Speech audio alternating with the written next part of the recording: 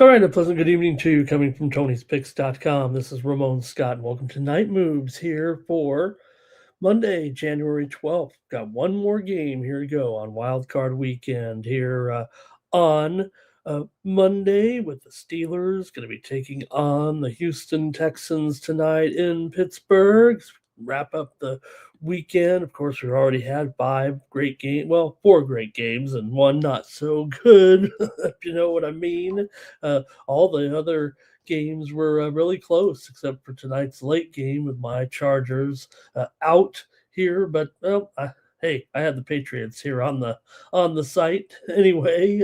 All the games, man, were super close with the incredible finishes here so far, including a couple of more today. Man, it's really been a fun wild card weekend until the Chargers went clunk. But I went 2-1 on the site here today on at Tony's Picks and rolled a 4-1 so far. All I did was play the NFL playoff games actually as my premium picks here this weekend. And we'll probably be at it again tomorrow with our game, but we'll preview it here in just a few short moments. Talk about the action here over the weekend, or at least what happened in today's wild card games here real quick. Start the show. Got a pretty good show for a Monday here with also NBA 6 games, NHL 9 games, and yeah, it's small conference time here in college basketball on Monday. We'll preview games from, I think, the Southland, the MEAC, among others. And want to thank you for joining me here in the chat. Say hello to the folks rolling in here right now. We'll give them a few minutes to get rolling in here with the show, get the preview started once we get a little bit of an audience going. So let me kind of cover some of the action here on Sunday night, Monday morning here in Las Vegas now, and some good action for sure there. Started off with the Bills over the Jaguars. Josh Allen. What more can you say? Hey, one way to get over the hump here a little bit with some of these quirky matchups is to have the best quarterback left in the playoffs, and that's what you got pretty much with Josh Allen is able to lead them on that 66-yard game-winning scoring drive with a minute left in the game after the Jaguars had taken 24-20 lead on a touchdown with that incredible exchange. What did they say? The most exchange lead changes in a fourth quarter there in the playoffs as the Bills got their first road playoff win since 1992. Allen 273 yards and a touchdown. That'll get it done. And he was beat up in there. In fact, who kind of got to him was Josh Allen, Josh Hines Allen, knocked him around a little bit, man. But just puts the team on his shoulders and does what it takes to get it done. Really is what it feels like. 2 rushing touchdowns as well. He had the key 36-yard pass on fourth down and 10, and a 10-yard run on that final drive. Khalil Shakir, 12 receptions, 82 yards. Said that which Bills receiver or how could a receiver like Shakir step up. Trevor Lawrence, 207 yards, 3 touchdowns, but 2 interceptions. And yeah, Parker Washington, who we talked about on the show, did come through big time for Jacksonville in a losing cause. 7 receptions for 107 yards. Buffalo will play the number 1 seed, Denver Broncos, next weekend. That's already assured. We already know the line here. It's right now mainly a pick 'em. There's a little bit of Buffalo 1, Buffalo 1.5. So it just feels like Buffalo, the slightest of favorites on the road against Denver next Saturday. We don't know the times yet of the 2 games. We do know the matchups on Saturday, and it'll be Buffalo and Denver. Total there 46.5. Meanwhile, the 49ers over the Eagles in the middle game there on Sunday, with the uh, Eagles losing the game there to the 49ers. Mentioned there in the uh, show yesterday about these six seeds and the incredible run that the six seeds are on since this format took place in the NFL playoffs. Man, that gives the six seed yet another win and cover here in the playoffs, and the six seed against in the NFC. Just a crazy record here when the six seed meets. Now, in the last 9 years here in the NFC, the six seed, the underdog in the game, is 8-1 straight up, 9-0 against the spread. Just uncanny, and the Niners were able to get it done 23-19 as they survive there, pull off the fourth quarter rally to upset the Eagles. Brock Purdy, 3 turnovers, 262 yards, but McCaffrey, 2 touchdowns, rushed just six times for 66 yards. Get the ball to him in space is what you wanted to do. 6 receptions for 66 yards. Get the ball to him in space. Talked about Demarcus Robinson here on the show yesterday, too. Talk about stepping up big time, right? He had the 6 receptions for 99 yards. A.J. Brown, just 3 receptions and a case of the dropsies at the wrong time. And will they be blowing it up here in Philly? We'll have to see about that. Philly's going to have some decisions to make as well with their situation right now. Pressure was on Sirianni there, and there was some definitely some funky play calling there a little bit with the Eagles. Hurts 168 yards, Saquon 100 yards rushing, and the bad news on top of it was George Kittle. He ends up with a torn Achilles there. Crucial. This Niners team already pretty much decimated by injuries, but still such a great organization with great depth. We mentioned Tonjes yesterday, right? And the role that he could play. Well, he'll play the role now, the tight end for the San Francisco 49ers. The quarterbacks had trouble with the wind in that game, but you know what quarterback didn't have trouble with the wind? Jawan Jennings. He threw that 29-yard touchdown pass to give the Niners that 17-16 lead. Uh, Niners keep winning that first game in the playoffs. Again, they just last 7 times they seem to at least get one win out of it, and that's what the Niners do. So they will visit division rival Seattle next week here. And we do know the line, pardon me, you guys, but that we do know the line here in this one with San Francisco and Seattle. The Seahawks are a 7-point favorite, and the total 45.5. That game will be on Sunday. We don't know the time just yet, but San Francisco comes through big time and extends that streak of the underdog in the 6-3 game coming through. So, all right. And then late night, my Chargers with the loss there against the Patriots.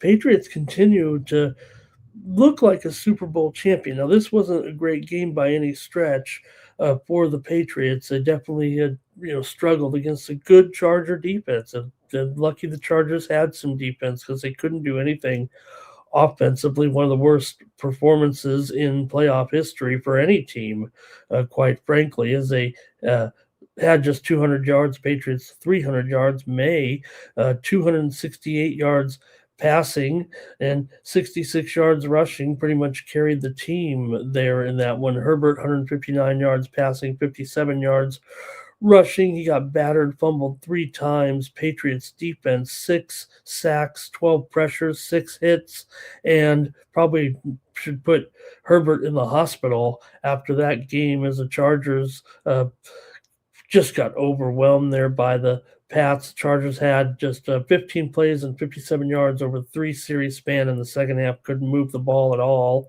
And Patriots moved to 15-3. Chargers, Herbert 0-3 in the postseason. now. But so the Patriots, with their somewhat historic performance defensively in this game, the first time there was a lot of some criteria here that would show that the Patriots turned in yet another epic performance here a little bit against the Chargers with their stats in this game. In fact, if you look at some of the historic uh, performances, the Patriots, they allowed no touchdowns, had a half a dozen sacks, allowed under 100 yards rushing, allowed under 150 yards passing, net yards.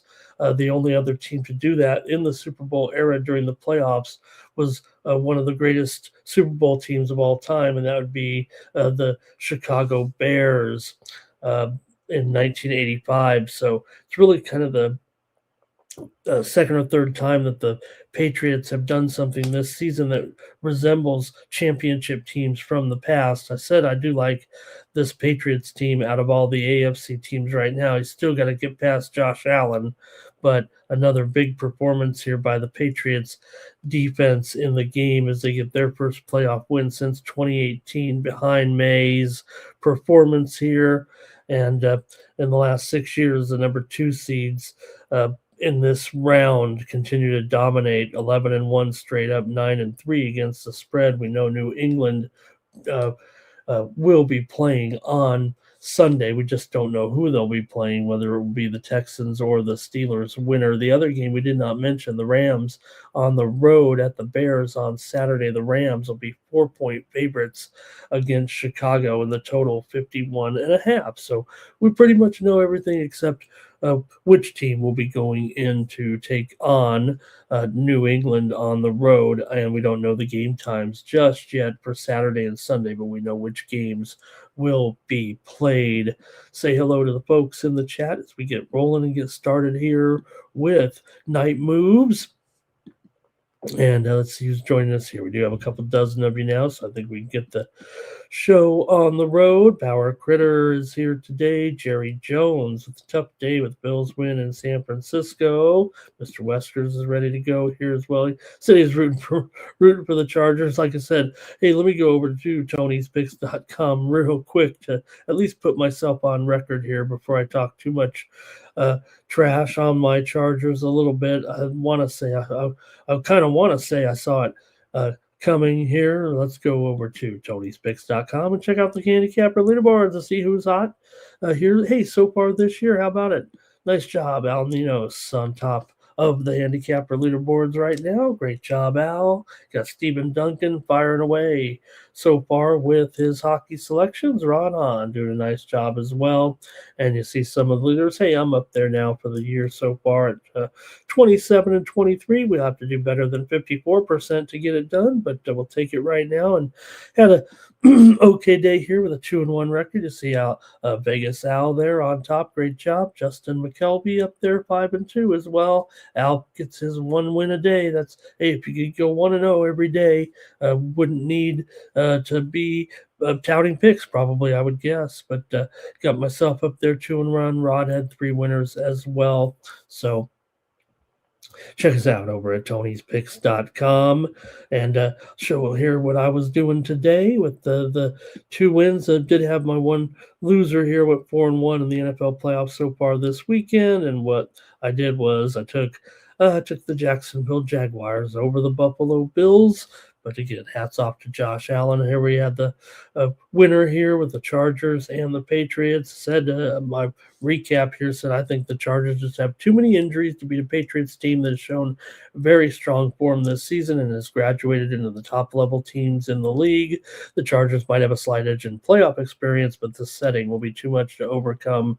The Chargers just didn't develop a solid enough running game to keep Herbert from getting clobbered was my write-up here. And Chargers pulling a fast one there with Omari and Hampton. Everybody wanted a refund. After that, he played just 2 snaps, and that ankle was bothering him. Why activate him if there was any chance of that? And Kamani Vidal had to carry the load a little bit, might have gotten fatigued there at the end, couldn't really get off at all, period. But the Chargers just had no running game. They had one running back the whole game there in a makeshift offensive line that kept them from succeeding this season. And then we had the Niners and the Bills, and there I said, uh, whoa, not so fast here. The 49ers are likely to give the Eagles a heck of a battle here, as the Eagles' offense likely isn't strong enough to provide a victory by more than a touchdown over a very good 49ers team.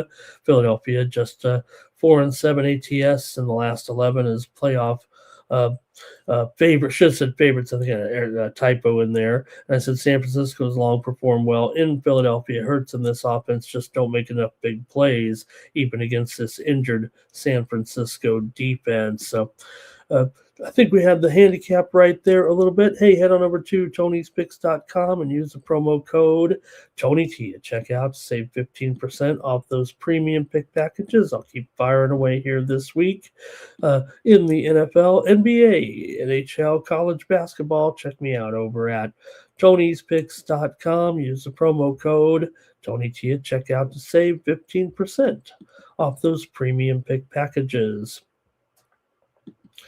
All right, we'll keep saying hello to some folks, and then we'll get rolling with the previews here, including Monday Night Football. That's right, it is Monday night. And, well, we know what happens on Monday night if you're the Pittsburgh Steelers, right? It just still counts, right? It's still Monday. Those are still the Steelers out there. Andre says, what did I tell you, Ramon? San Francisco money line. They got it done with the win. I think my preview had the hint of San Francisco in there anyway. And Greg said, trust Allen over Lawrence in that one. Trust Allen over anybody. I mean, really here, right? And Andre talking about that San Francisco game there with Kyle Shanahan, number one in the game. Hard to argue right there. Greg talking about his basketball winners as well. And let's see who else is here today. Thank you for being here. Yeah, Jerry, that was a tough one, right? But, Andre says you still got Tonjes, you still got Juszczyk out of the backfield. Juszczyk did play another key role here. I think we kind of mentioned him a little bit on the show, talking about what he still can do. Man, he's been around, hasn't he? Greg says it'll be Seattle and Buffalo in the Super Bowl right now. I don't want to fade Josh Allen. I still kind of want to take the Patriots a little bit, but man, if it comes down to that matchup, we'll see. We still got Denver in here in the AFC, and whoever wins the game here, we'll preview in just a moment. And Mr. Wesker thought, hey, Caleb Rose there. Caleb Rose in the chat. Yeah, Caleb, it was tough. I mean, you got to have some backups, right? You got to have some guys that are capable. You might sit there and might be down with your two starting tackles out for the season. You obviously have a guy who could be a perennial all-pro in Joe Alt, but he's just a rookie, and he was injured half the season. So, it's almost one of those guys, you talked about the 49ers and Trent Williams. He was in there, and the 49ers were able to get it done. Joe Alt may resemble one of those type of offensive tackles, because when he has been in there this season, that's kind of when the Chargers were doing a good job and getting those wins when they were healthy on the offensive line. So, yeah, James, and no doubt. I mean, right now, Herbert 0-3 in the playoffs, and while his first two performances statistically were okay, other than the 4 picks last year, also against Houston, but the yardage was kind of there. Right now, it's a big question mark here. Chargers also not Jim Harbaugh's best day either. Got to take those points early. Always take the points in the first quarter. That's what you do. But it wasn't going to make the difference in this one. Chargers were never reaching the end zone. Take the Bears in the over, says Caleb, in that game against the Rams. And Greg says, Allen looks like the best quarterback out there for sure. And Greg says, yeah, I think, for the Chargers, I think if they can, if Hampton is indeed that kind of running back, obviously right now it shows that I think he is a injury-prone player at this point, just his rookie season, so we'll see. But when you miss basically half the games, again, a little frustrating to think that Chargers activated for the game. He got a 1 yard carry in there, and that was pretty much it. All right, anything else? All right, we got a couple dozen of you in here. Let's roll with the previews here today and get ready for the action here on Monday Night Football. Man, hey, this is the Steelers on Monday Night Football. Let's bring up the graphic here. The Texans defense, their 47 quarterback sacks this season going against a quarterback that likes to get sacked, and Aaron Rodgers. But Aaron Rodgers still had 3,300 yards, 27 touchdowns oh, there we go. Let's get the graphic up there. 37 touchdowns so far this season. We'll see what the Chargers have. Man, I'm lamenting. See what the Texans have in store for the Steelers or vice versa. After all, the Steelers pretty much own Monday Night Football. They never lose really on Monday Night Football. That's been their calling card for years. You know, you think Monday Night Football, you think Steelers, and this team never loses on Monday night here. How many in a row is it now? They told 27-0, something like that. These Monday night games of the Steelers at home, you have to count it. I mean, even if it's a playoff game, it's a Monday night, it's at home, and this is where they thrive. The Steelers are in the playoffs for the third year in a row and the fifth time in their last 6 years, but they just never can get very far right now, and that's been the reason why that Tomlin has felt the heat, felt the hot seat here a little bit.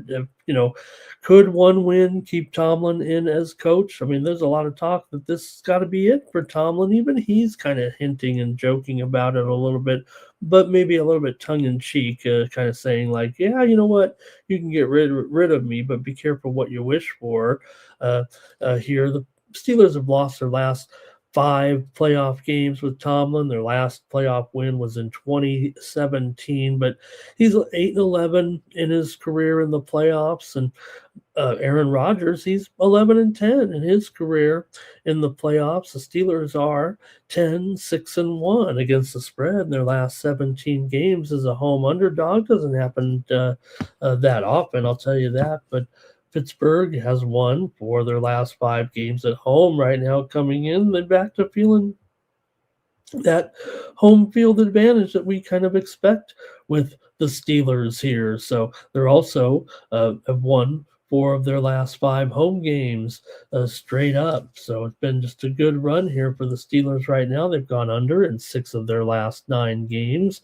They're pretty good in tight, close, clutch games as well, going 6-3 in games decided by 7 points or less. Steelers were a good underdog this season. As we mentioned, they've won 5 of the last 7 meetings in this series. You think about the old days, right? You got Houston in here. The Steelers and the Houston Oilers were always a classic division matchup. Always had great games there when these two teams would meet, right? Steelers and Oilers, come on. That was always a classic. Continue on, though, here. You guys can get ready for some of your comments in the chat. Should mention Houston here, a 3-point favorite, 3.5 here at some spots right now, but mostly 3-38. Oops, what is who's the cat? Who's the cat? We need cat videos. Okay, there we go. There we go. All right. So yeah, the Steelers did lose, obviously, in the week 17 game, but other than that, they've kind of finished strong here with wins over Baltimore. There, obviously, last week, 26-24 at home to seal the deal. Lost at Cleveland the week prior. It all put themselves in a little bit of a bind. But remember, before that, they won at Detroit. They clobbered Miami. They won at Baltimore, on the road as well. So they beat the Ravens in the 2 important games here. For Houston, meanwhile, wins here over Indy, but they did not cover. Beat the Chargers, beat the Raiders, beat Arizona, beat Kansas City as part of this roll here right now. They come in 12-5. Steelers, still 10-7 here. They didn't finish like some of the, the NFC South or anything. But Houston 8-2 as a favorite coming in. This has been a strong roll for them right now coming into this one as the Texans are in the playoffs for the third year in a row. They've been to the playoffs 8 times. They're 0-6 on the road, straight up 6-2 at home here. But they also do pretty well in the opening round of the playoffs, or their opening game anyway. They're 6-2 in their opening game, but 0-6 in their second game. So this is the first game of the playoffs. We'll see their favorite obviously coming in, but so tough to lay any points here against Pittsburgh in this one. The points feel valuable here to me, actually, with Pittsburgh, as decent as Houston has been. I mean, what we're seeing this weekend with these games, and man, the offense feels like it's going to be maybe a little bit more offense that was in tonight's Chargers Patriots game, I would imagine, but doesn't feel like it, Uh, look at the Chargers total, right? It was 46. Uh, Push it should have been 38, just like this game here, if anything. So, if anything, you could argue that, you know what, maybe it is kind of low, and maybe we could see at least some credible offense from these guys. I mean, look, Houston's definitely got some nice weapons here. In fact, if we put the team side by side, you'd have to look at Houston's offense here with Nico and Jaden Higgins, who's really stepped up here as a go-to receiver. You'd have to be excited if you're a Houston Texans fan, at least moving forward, even if they don't win this game with Collins and Higgins in the receiving core. But look, it's not a terrible matchup here for a couple, especially Dalton Schultz in this one. Pretty good matchup for him. I don't know if I can get on many of the props here, though. It feels like another slugfest, and maybe some of the lines are too high. Pittsburgh, in my mind and my ratings, have a top 5 rushing defense. That makes it really tough for Marks and Chubb. Uh, Marks has been, plagued by a little bit of injuries here over the last few weeks coming in. And for Nick Chubb here, basically, missed 2 of the last 4 games, kind of was resting there as a healthy scratch last week to prepare for this game. But a pretty tough matchup for the Texans run game against the Steelers for sure. And you got to have a little bit of run game here. So the only guy I kind of am targeting here offensively for the Texans is down to Christian Kirk. I know I mentioned the exciting young receivers of the Texans here, but the Steelers have a pretty good pass defense. Although I think Kirk, they just set his numbers too low, and I think Stroud keeps looking for Kirk here eventually and gets him his numbers here right now. I'm not going to worry too much about the last game there. And Kirk hasn't had many good games this season, but his numbers came low, and I think he could reach his expectations here. And maybe Dalton Schultz as well, although not totally sold on him. I'm more sold on the defenses, I think, here in this one on Monday night.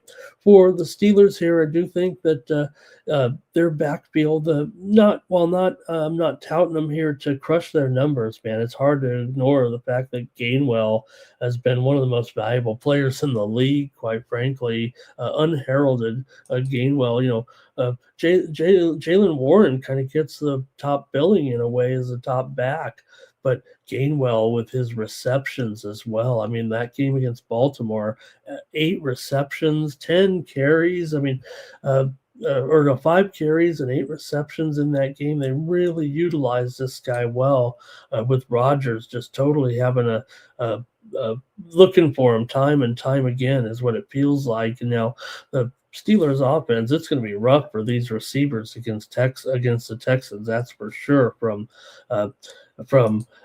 DK here, who will be back in this game. That's a factor that might be overlooked by some people. We got DK back in the lineup here. Thielen did do a nice job, but I don't know. he did have 3 receptions in the game against Baltimore, and he's starting to see his role expand a little bit. But really, beyond that, Calvin Austin, MVS. I mean, you look, we were on MVS. We obviously got there last game with those 5 receptions, but I think I'd prefer the Texans crew to this, and I have the Texans pretty much within the top 10 on pass defense here. So I think it's maybe a wash in the passing games a little bit. Fryermuth, I like his situation here today uh, as well. But like I said, I'm just not sure I can get there on many of these uh, props, even in this game. So Houston went 1-1 against the spread as a road favorite this year. They were 5-0 in games decided by single digits. They've averaged 30.3 points per game over the last 4 games, and uh, Texans were incredible in the plus minus turnover department this season. Stroud's 2-2 with D'Amico Ryans in their career together in the playoffs. Houston's gone over in 3 of their last 4. The Texans are 0-3 straight up and against the spread in their last 3 visits here into Pittsburgh. And if you want to look at more NFL wide trends with the seeding in this round, the last 3 years, the number 4 seed coming in uh, is 5-2 straight up and 6-1 against the spread in this round. But they've all been underdogs before here, and here you have Houston here coming in here as the favorite in this one. So you could flip it upside down a little bit there, as the 4 seed usually does pretty well in this situation. So it uh, favors the Steelers here a little bit. Okay, let's hear from you guys in the chat, and then I'll make a pick. And got the big game here right now between the Texans and the Steelers. All right, here we go in the chat. Thank you, everybody, for joining me here on Night Moves. We got a little bit of NBA and NHL as well. Here we go with this one.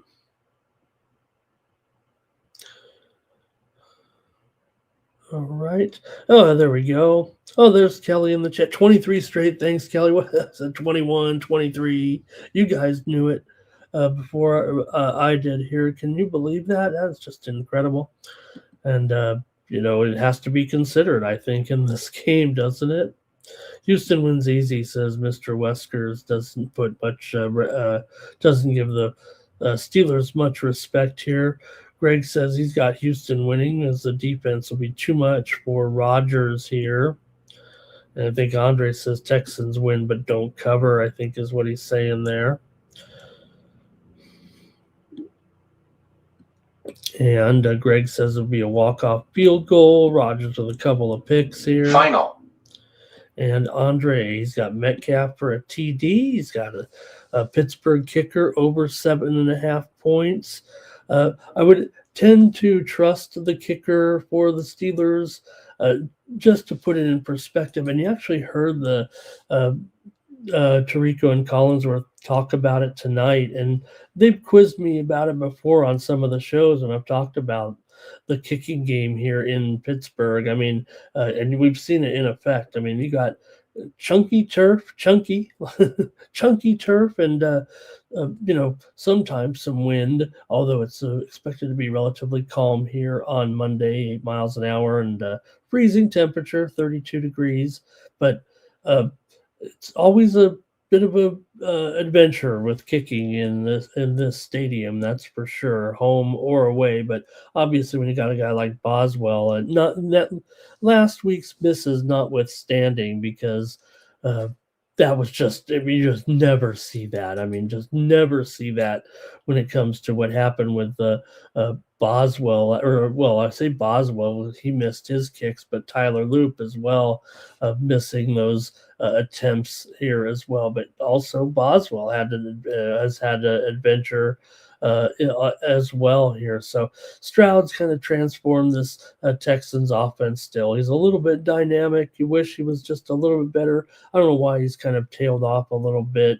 They've moved through some different offensive systems there in Houston for him, but he's handled it pretty well.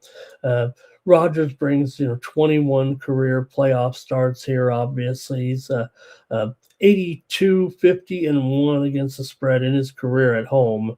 Overall, that's pretty good. 9, 5, and 1 as a home dog uh, in his career. 6, 3, and 1 against the spread as a playoff underdog. So good numbers overall for Rogers in this role. He's also 21 and 11 and 18, 12 and 2 against the spread in home games when his team has a lower winning percentage. In other words, don't try to show Aaron Rodgers up here, and that's what we're looking at when it comes to the Texans, because Aaron Rodgers will not stand for it, and neither will head coach Mike Tomlin, who is 20 wins, 9 losses, and 5 pushes against the spread as a home underdog as well. So home teams in the wild card round of the NFL playoffs, over the last couple of seasons have been pretty hard to beat. 9-2 straight up, 8-3 against the spread. I think that's even that might be before this weekend's games, and obviously home teams did have some pretty good success there. Obviously, not today. Houston defense is for real, and just keep DK away from the stands there a little bit. Hey, Rich Hall's here. He likes the Texans. Nice to have Rich here in the chat. Timmy Two Shoes on the Steelers here in this one. And hey, there's Kelly. What she got here? Longest reception for Stroud. Longest reception for Stroud. Houston secondary for Pittsburgh. All right, Kelly. Who's going to have the long reception? Kelly, was it a receiver you're going to point to, or what do we say? There, my friend. Let's see. Rodgers can't run. Yeah, he can't. But the thing he does, and not saying Charlie check down. That's not what Rodgers does.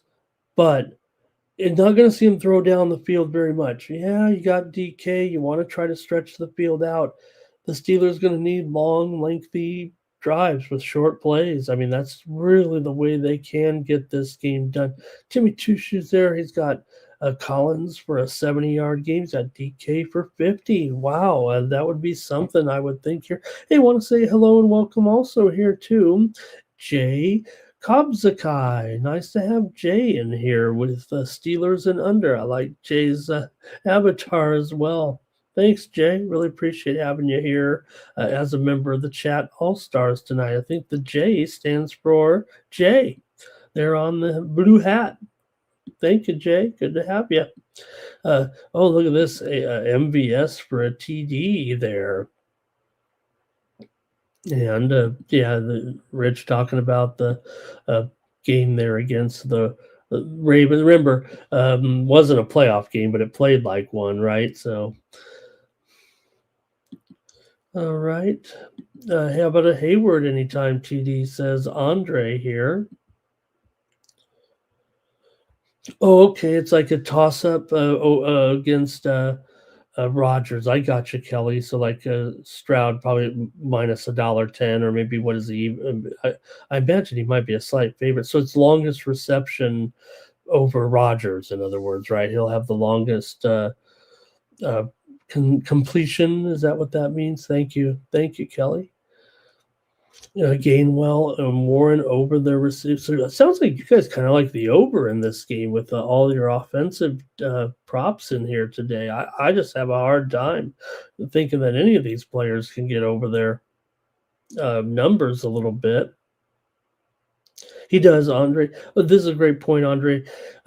He does, and that's I'm not calling it a problem at all. This is how Rodgers has to win the game, but you're not going to see deliberate, pocket passing, and that was, I thought, the problem today. Also, was with Jalen Hurts in the game against San Francisco. I really felt like Hurts was taking off too quickly. Trust your offensive line. You can stay in the pocket there. yes, he does move well and throw the ball well. He's not Caleb Williams. I don't want to say it like that. Hurts is a champion. There's no doubt. I'm not comparing the two, but just that I thought that Jalen Hurts was leaving the pocket too early, and in the windy conditions, it was already tough enough to throw, and it became even more difficult there for Jalen Hurts today. I thought in that game, I thought that was really kind of the downfall a little bit to what we saw today. So Collins anytime touchdown for Kelly as well. And another player I did not mention, though, we've seen it was a Xavier Hutchinson. Now he's kind of fallen off the projections of I think of this game, but he did have 5 receptions for 84 yards in the last game, and maybe X can give it to him here. And also, you can even go down here to Jalen Noel. He showed up in the game 2 weeks ago against the Chargers with a touchdown. So this is where I say I just think I prefer the overall receiving crew of Houston. All right. Let's see here. Timmy, no, hey, if you had Hunter, that was a great play, man. I mean, Hunter Henry getting that touchdown against his former team. The Chargers drafted Hunter Henry actually, and it didn't stick around. So yeah, so talking about what Andre was saying here, so that's what you're going to have. He's going to get rid of the ball quickly, and you're just going to have a lot of short passing for sure there. And Fairbairn, look at if anybody's putting up the points. Like I said, it's really tough to kick in this place, but Fairbairn may get his opportunity here to win a game. Who knows? All right, Collins over for Andre. Greg says San Francisco didn't look great, and they still came through. I think when you talk about coaching a little bit, right, and uh, probably becomes a factor. Brown never a factor, says Andre in the game, other than a little bit of case of the dropsies at the wrong time there. And also, I also thought that um, Sirianni had a rough go of it too, a little bit in what they were doing. Okay, I think we got everybody. Hey, want to say essay mofo in the chat. Nice to have. I hope I didn't say it wrong, because if you say something about my essay, you might be in trouble. And I said, hey, I'm not talking to your essay. I'm talking to this guy over here. Essay mofo. Thank you. Essay says Herbert needs to leave the Chargers. Yeah, that ain't gonna happen. They're married to this guy. Actually, they just need to protect him. Herbert has already proven himself in the past few years to be among the better quarterbacks in the league. But you saw it tonight. I mean, the guy was laying on the ground, basically broken down there. Like I said, he probably have to go to the hospital just to get a checkup tonight. All right, I think that might be it. uh, here in this one. And oh, hey, I'll make my call here unless you guys want to make the call in this one. I've got the under here in this one with the Steelers and the Texans here. 38, a little bit. They know what's going on, and it may end up being kind of close to that number. I don't think we're going to get a game like we did tonight with the Chargers, but still enough here. And see what's Mr. Wesker saying about Patullo. All right. I think that's going to be it. S.A. Mopo likes it to be the Bills and the Rams. We haven't seen that one yet. That'd be a good combination. And I still want to ride with the Patriots a little bit here. Look, Josh Allen is the best quarterback left in the playoffs, no doubt. Oh, Mr. West saying Patullo. Yeah, well, I think that's the question right now with the Eagles right now. Will they fire Patullo here? I mean, obviously, Sirianni will probably be able to. I'm not saying uh, save his. I'm not saying to save his job or anything, but you know who the Eagles could call on here. I don't know if the chemistry works, but Could we see Could we see my man Mike McDaniel's come in here and join the Eagles as offensive coordinator? Could it be McDaniel coming in here to be the offensive coordinator? All right, I think that's it from the Texans and the Steelers. Hopefully, you guys got all your plays in there on in the game. There, like I said, I'm playing. Uh, Probably here going to play Gainwell. I'm talking about the overs here. I don't want to trouble anybody with any unders. People don't like unders in prop land, but I mean, I'm probably going to go under with the Texans backs. I'm probably going to go under with the Steelers receivers here. Christian Kirk will probably be the only guy I'm really playing, a solid play on with the Texans here in this one. Maybe a little bit of Stroud as well, but I do have a little bit of concern again with Nico and Higgins having a truly overwhelming game in this game that's going to really have some defensive conditions here in this one. Dalton Schultz, okay. Fryermuth, okay. So, all right. And Mr. Wesker's Steelers money line, maybe for him there. Timmy says he's a Patriots guy, and like I said, hey, I had the Patriots, so try to be objective here. Even as a Chargers fan, we were on the Patriots there tonight here on the site. All right, it's going to do it, I think, for that one. I want to thank you guys for some great contributions in the football game. Enjoy the game tomorrow. All right, let's get to some NBA action here on Monday night. We got a nice little card, and hey, I thought we had a pretty good show here last night on Sunday night. The winners just kept coming here, really, on our 9-game card. We almost won them all. We had the under there in the Nets game against the Grizzlies yesterday. Barely went over 200 points in that one.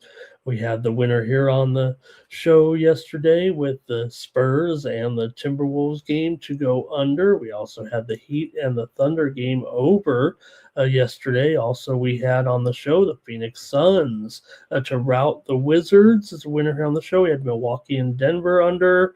We had Atlanta and the Warriors over. And we had the Sacramento Kings.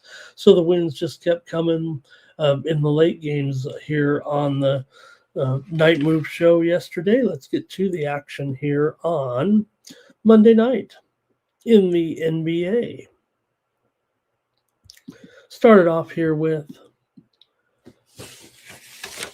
the Jazz taking on the Cavs in this one, and man, 250. What's going on here? We know the Jazz gave up just 150 points to Boston the other night with a really rough performance there defensively, and so maybe that's the expectation here as well with the Jazz on the road. But you know what? Sometimes those are it's not an outlier. We've seen the Jazz give up some big points, but it'd be tough to repeat such a terrible performance, giving up such a massive amount, although it's not unprecedented from what we've seen from the Jazz so far this season in some of their games. But see what you got here with this matchup here tonight with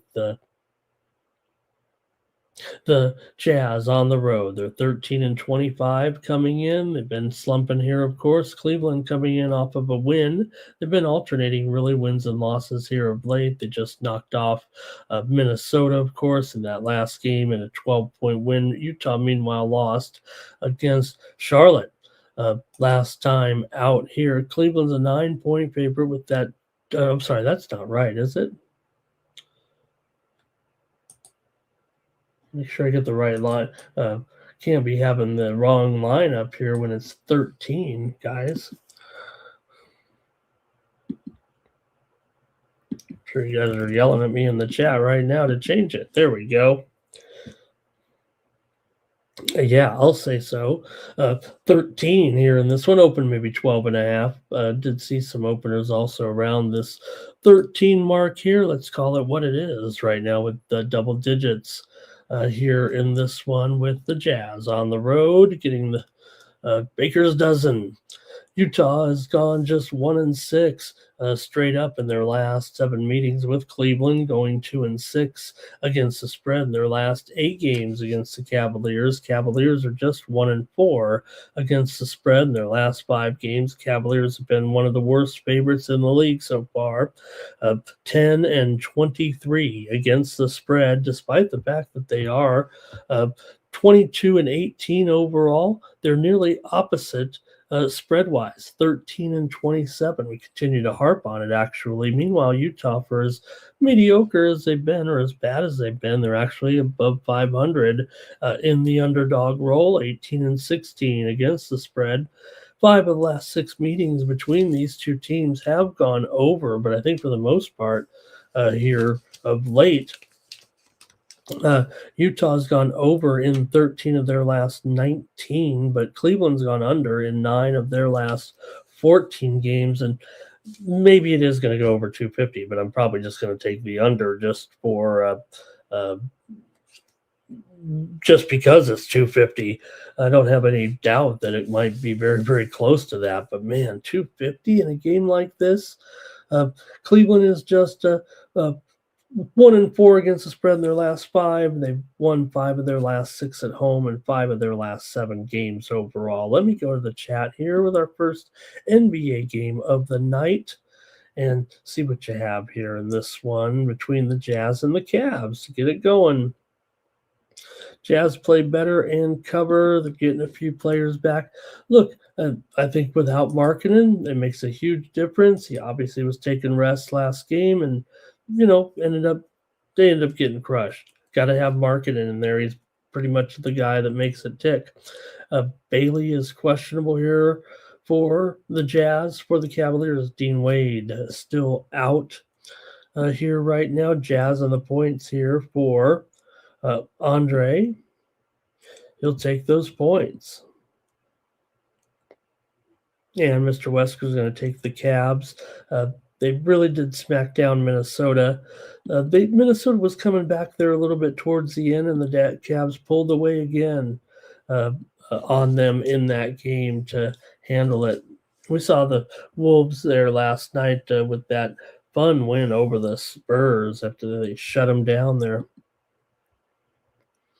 All right, Utah for Timmy Two-Shoe. And Andre says, look, it's 250 for a reason. That's why you do take the over there. I'm not going to do it. I'll give you the under here. I'll be the guy. I'll be the sucker. Greg has it here right on the line there pretty much. Allen over on his points and rebounds. Cleveland in the under here for Greg. All right, I think that'll do it for that one. And I'll still take the under here in this one. Let's calm down out there. 250. Is that the highest total we've seen this season on the betting board? All right, here comes the Celtics taking on the Pacers in this one. Celtics 24-14. The Pacers are hot, man. They've won 2 in a row here. Starting to get it together a little bit here. Wins over Charlotte and Miami. They crushed Miami last time out. Only getting 5.5 here from the Celtics. Celtics have lost 2 of 3, but those losses were to Denver and to San Antonio. Boston's been at home here, starting to hit the road. Right now, Boston 12-7 against the spread on the road. Still, Indiana 12-9 against the spread at home. They're a team that at least covers, despite the fact that they don't seem to be able to win.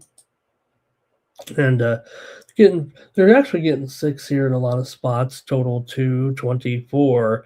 And this one, I think if you look at these two teams, you probably would expect an under. These two teams are combined 32-45 to the under this season. Indiana's 14-20 to the under as an underdog.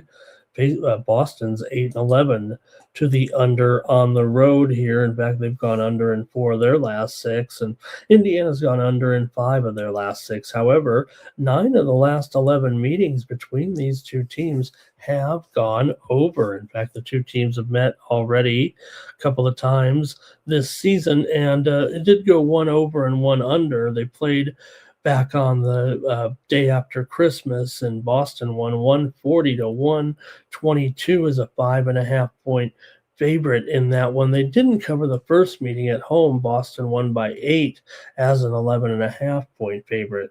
The Pacers have lost 13 of their last 15 overall, but have gone 5-2 against the spread in their last 7 games coming in. Boston is just 3-8 against the spread against Indiana in the last 11 meetings between the two teams. Boston comes in having covered 13 of their last 20 overall, but probably going to try to look to a home dog here. Let me see what you guys have in this one. Like I said, these guys always seem to go over when they face one another, although, like I said, the meeting at Boston was a big time under, just 198 points, and Boston couldn't cover 11.5. Let's see what you got in the chat here in this one. And here we go. Timmy says Boston's going to beat them. That's what he said anyway. Boston's going to beat them. Celtics going through some issues here with their personnel right now, says Mr. Weskers. Don't have everybody going on, but I don't think the injury report is too decimated here or too shaken up, but still you got, Brown doubtful in this game. So there it is. Mr. Weskers talk. Oh, okay. I thought that's what he was talking about. He says that Brown and White don't drop 30 each. And you got Jaylen Brown. I think he's not going to be able to make this game. Actually, I think that's why the line is what it is, because he's down with a back injury here right now. Sam Hauser also questionable. Minot is still out of this game for the Pacers. Nemhard questionable here as well. Jackson's out, and Matterin has been out here now for a week or so. So I got to take the Pacers here in this one. See if we got more comments here. Yeah, maybe that could be a little bit of it too there, says Mr. Weskers. Celtics win but don't cover. Siakam over right now. Siakam is the one guy kind of carrying this team there a little bit. And Greg has it here. Let's see. He's got it by 9. So I think that's a cover, or that's a Celtics win right there. Win and cover. All right. Let's see here. Boston, no pressure. The bench can beat them without Jaylen Brown, he says there. All right. Yeah. I think that's it from you guys in the chat. I'm going to take the Pacers here in this one for sure. Give me Indiana in this one. All right, next up now, let's go to, the 76ers and the Raptors again. Are these guys playing every game against one another here right now? Feels like it anyway.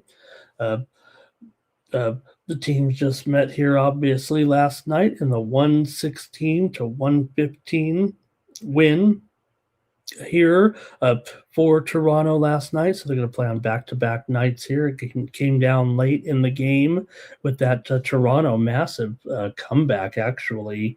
It was I think we were talking about it. They outscored them 31-23 in the fourth quarter to force overtime, and then got the late call there as Barnes got the one free throw there and then purposely missed the second one to win the game there for Toronto in that one. Hey, we had Toronto here on Night Moves. I don't know if I said it right there yesterday. I didn't mention that one. We had Toronto here on Night Moves last night, plus the points there in that one as part of our hot winning streak there yesterday. So let's see, though, what you got with these two, with the Sixers here now favored in this one by 2.5. They were favored by 4 last night. Actually went down to 1 there late because of the injury report there. So we'll see now. I think the spread here is now 2.5 in tonight's game, but that spread went from 4 to 1 eventually. When we talked about on Night Moves last night, it was 4. So here right now it is 2.5, maybe even 3. Embiid is questionable. PG is questionable as well for Toronto. Jacoby Walters questionable. Brandon Ingram questionable. RJ Barrett questionable as well. And Chucky Hepburn is out of this game. So see what you like, though, here in this one with Toronto hosting Philly back-to-back nights here in Toronto. Philly's gone 5-2 straight up and against the spread in their last 7, but are now just 1-6 in their last 7 games against the Raptors against the spread. Toronto's covered 4 of their last 5 games coming into this one. Their loss was to Boston 2 games back. For Philadelphia, meanwhile, they come in here, one of the best spread teams, still, despite losing yesterday's game, one of the best spread teams on the road, now 13-4-1 after last night's. Although you could have said that although they didn't cover, they were, a slight favorite in the game. It still went down to the wire. Philadelphia 13-8 against the spread as a favorite. Toronto 10-6 against the spread as a dog, although 9-12 against the spread at home. But let's see what you've got here with these two. And Toronto getting those points. Toronto is 9-12 to the under at home. 4 of the last 5 meetings between the two teams have gone over. Toronto's also 5-10 to the under in their last 15 games overall. Philly's gone over in 4 of their last 5. Here comes some picks from you guys in this one, and let's see what we got. We got Andre here with the Raptors plus the points. Thank you, Power Critter, for stopping by. Good luck tomorrow. And Timmy says could be a retaliation, and this is the kind of revenge that Greg's talking about here with the quick revenge. These are the ones sometimes that are more obvious than others, aren't they? But Philly should have won. They really did kind of I don't want to say choked it yesterday, but I still think, laying the points here still makes it a little bit tough whenever you're in Toronto. But like I said, this one is kind of feels like with the injury report, it may be a little bit more significant, waiting to see if Embiid and George are in the lineup. I think this is kind of throwing a little bit of a wrench, as always, of course, with Embiid, but. Okay, see what you guys want to do here in this one. Like I said, when you got the back-to-back, maybe these ones, maybe set up more for revenge here, and I think Philly will probably be pretty popular. So Mr. Westwood says if no George, he likes the 76ers on the money line better. He wants to fade Paul George in the game. So, all right, I'm going to go with the Raptors again. I think a popular angle will be on the Sixers here. That might even be a bit of a public play. I'm going to go ahead and grab the Raptors to win back-to-back here right now with the Sixers on the road twice in a row here. But no doubt I can acknowledge, playing back-to-back after a loss, they may be able to bite them. All right, hello to Nexus in the chat. Good to see you there, Nexus. Let's keep it going here right now with our next up. We've got the Nets on the road taking on the Mavericks here. Mavericks favored at home by just 3 points in this one against Brooklyn here. Dallas 14-25 coming in. They might be up to a 4-point favorite actually right now. Let me see here. Yeah, better update it. Type these in during the Monday night game.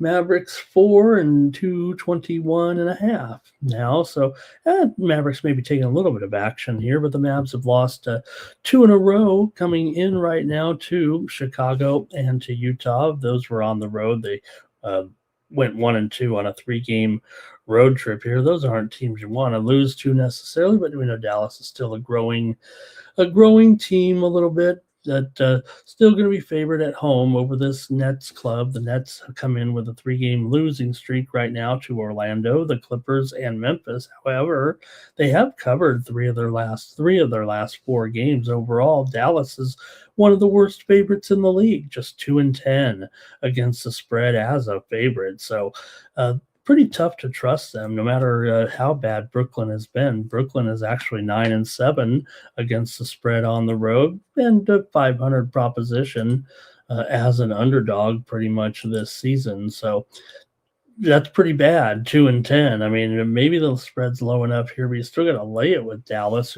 Dallas has gone 1-7 against the spread in their last 8 games overall, losing 6 of those games. Dallas has gone under in 5 straight games here right now. Brooklyn's gone under in 4 of their last 6 games. They're also 15-20 to the under as an underdog.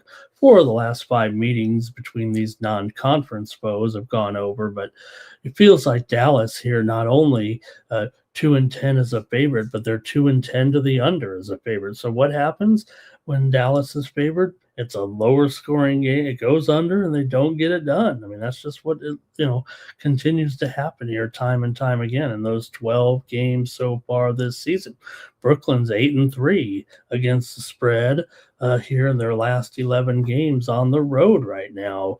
Now, they have lost 7 of the last 8 meetings to Dallas overall, but Dallas has been better. We know Dallas is missing Anthony Davis here again, and he's going to be out for a while. We won't have to ponder anyway about AD's status because he's out here with that hand injury. Cisse is questionable for Dallas. Brandon Williams doubtful. PJ Washington doubtful. Notable injuries here for sure for Brooklyn. Zaire Williams questionable. Drake Powell questionable. And PJ questionable as well. They're missing some guys here as well. I think that puts me here on the Brooklyn Nets in this one. Got to take the Nets with some of these numbers here to keep it close anyway. It does feel like that some of those, 2-10. I think that speaks for itself here. Nets have been bad, but this is a bad matchup. Let's go to the chat, see what you got. And 76. Let's see, Nets against the spread here for Mr. Weskers. Could Christie get 3 threes here? Greg says take Dallas. Just take him money line or something like that. Brooklyn tied here. Yeah, Brooklyn should note played obviously last night, and Dallas has been waiting for him here. Brooklyn lost that game last night against the Memphis Grizzlies, 103-98, but they did get the money, and I think we liked Memphis in that game. That's what I was saying. We didn't win them all there. I did have the under yesterday on another show, but all right, let's see. MPJ going to get juiced up here. Timmy says Nets money line. And Timmy says that Brooklyn can win in mini. All right, and let's see. Mavs offensive scoring woes. And Brooklyn should be tired with that travel from Memphis to Dallas. It could make a difference here, especially when you're talking about bad teams. But again, you're going to be without Davis here and a bunch of other names too here, all looking very questionable, including Williams and Washington.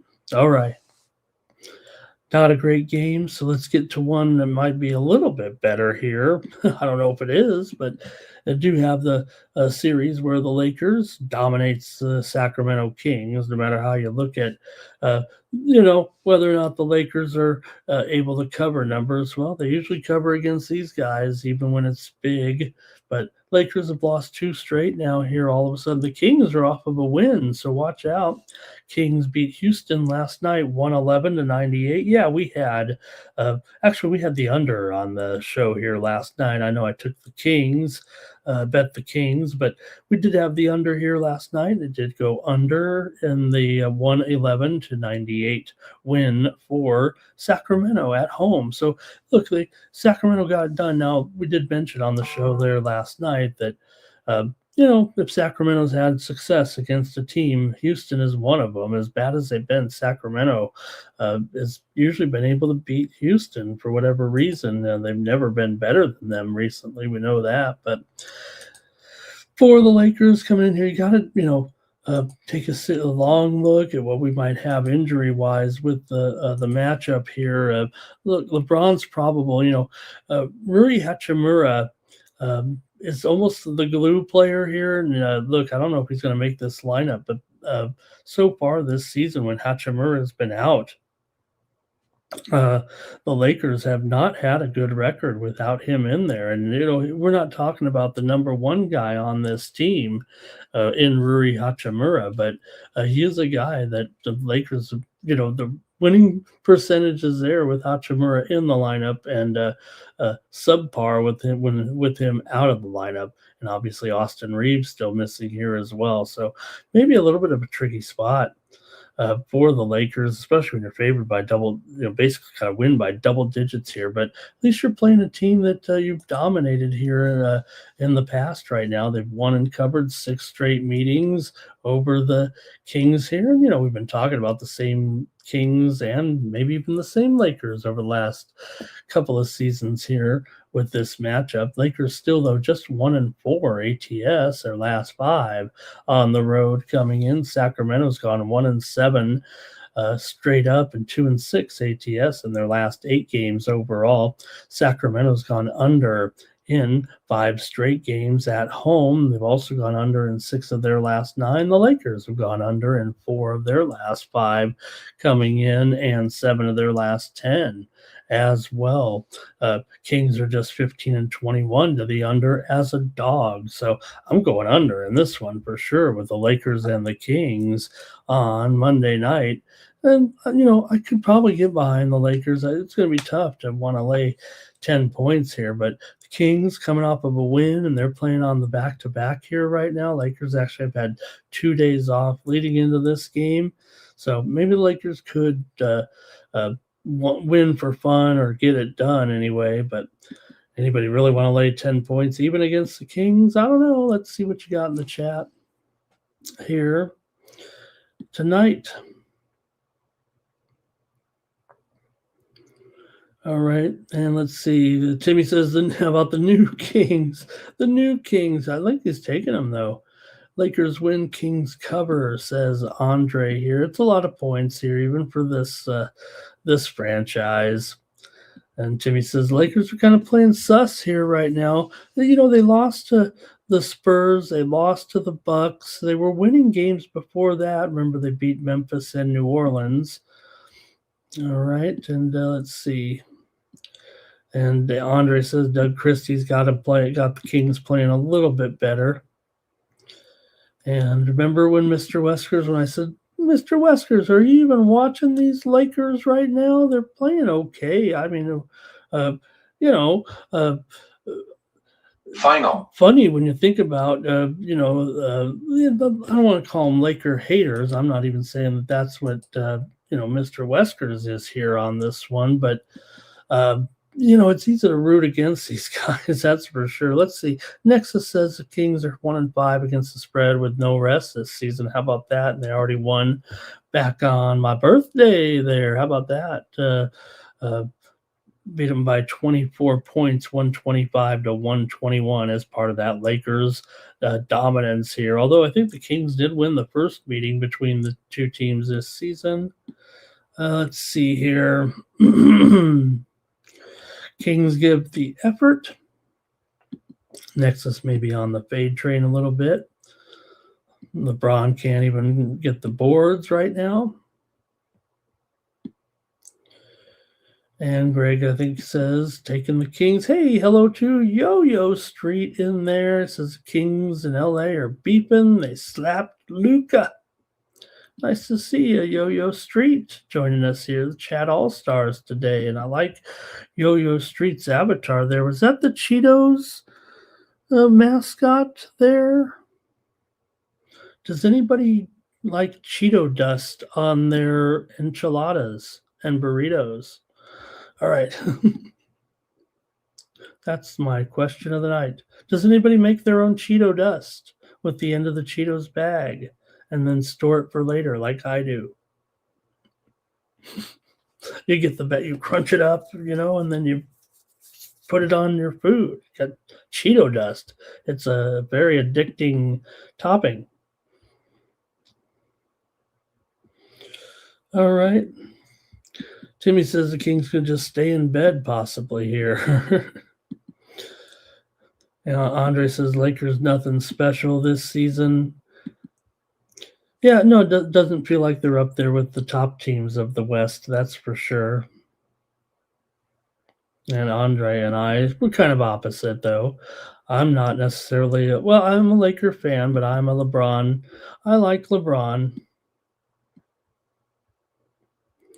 I don't like him when he gets political. I like him when he builds schools. I want LeBron to build schools, not to uh, go defending China. But hey, kind of like the president, he gets along with China. Okay, so all right. Yeah, Timmy, you got to try the Cheeto dust. Don't eat at the end of the Cheetos, people just throw that bag away. If you got some little bits of Cheetos in there, you can use it for some great food toppings. Okay, that's a tip of the day. Uh, Clip it. All right, one more here tonight on Monday night, late night. Charlotte taking on the Clippers here. I'm more of a Clippers fan than a Lakers fan, of course. The Clippers were my team as a kid, so I still like them, and I know how bad this franchise has been from the days when I would be in my room all alone as a elementary school kid, listening to the Clipper games and keeping score on a old school chalkboard. This was before the internet, believe it or not, and I'd have a chalkboard with an eraser, and I would score the whole game. I would listen to Ralph Lawler, the Clippers announcer, and I would try to score the whole game. Rebounds, assists, shooting percent. I'd just do a chalkboard, and man, I was a crazy, much like you, some of you guys, I'm sure, in the chat that did crazy things because we're sports fans, and that was before I knew what betting was. And I like to uh, kind of watch the game that way. I'd listen to the game and I'd update everybody's totals as I'd go along. And here I am now talking to 50 of you on YouTube on a Monday morning about the Clippers, favored by 4.5 here, 223 the total in this one. Yeah, Hornets. You know what? Hey, they're same record almost here as the Clippers, 14-25. Clippers 15-23. But it does feel like the Clippers, even though they did throw in some clunkers in there too, it feels like they've somewhat turned it around here. They have been. I don't know how you couldn't say they have turned it around somewhat. It was dismal as they were playing there for a while. It's totally surprising that they were able to come out of the funk like this, and look so strong. They had those 6 consecutive wins by double digits after they had really been stinking up the whole season. Now, Charlotte's covered 6 of their last 7 games coming in. They're one of the best covers in the league. They're 20-12 against the spread as an underdog. The Clippers, meanwhile, are 6-12 against the spread as a favorite. But again, that might have been before they've kind of turned it around here a little bit. Still, the Clippers are 6-1 now against the spread in their last 7. They've won and covered 9 of their last 11 games overall. So, yeah, you might throw some of those numbers out. They're only favored by 4.5. And I think if you look at the two teams objectively now, you'd have to think that the Clippers are they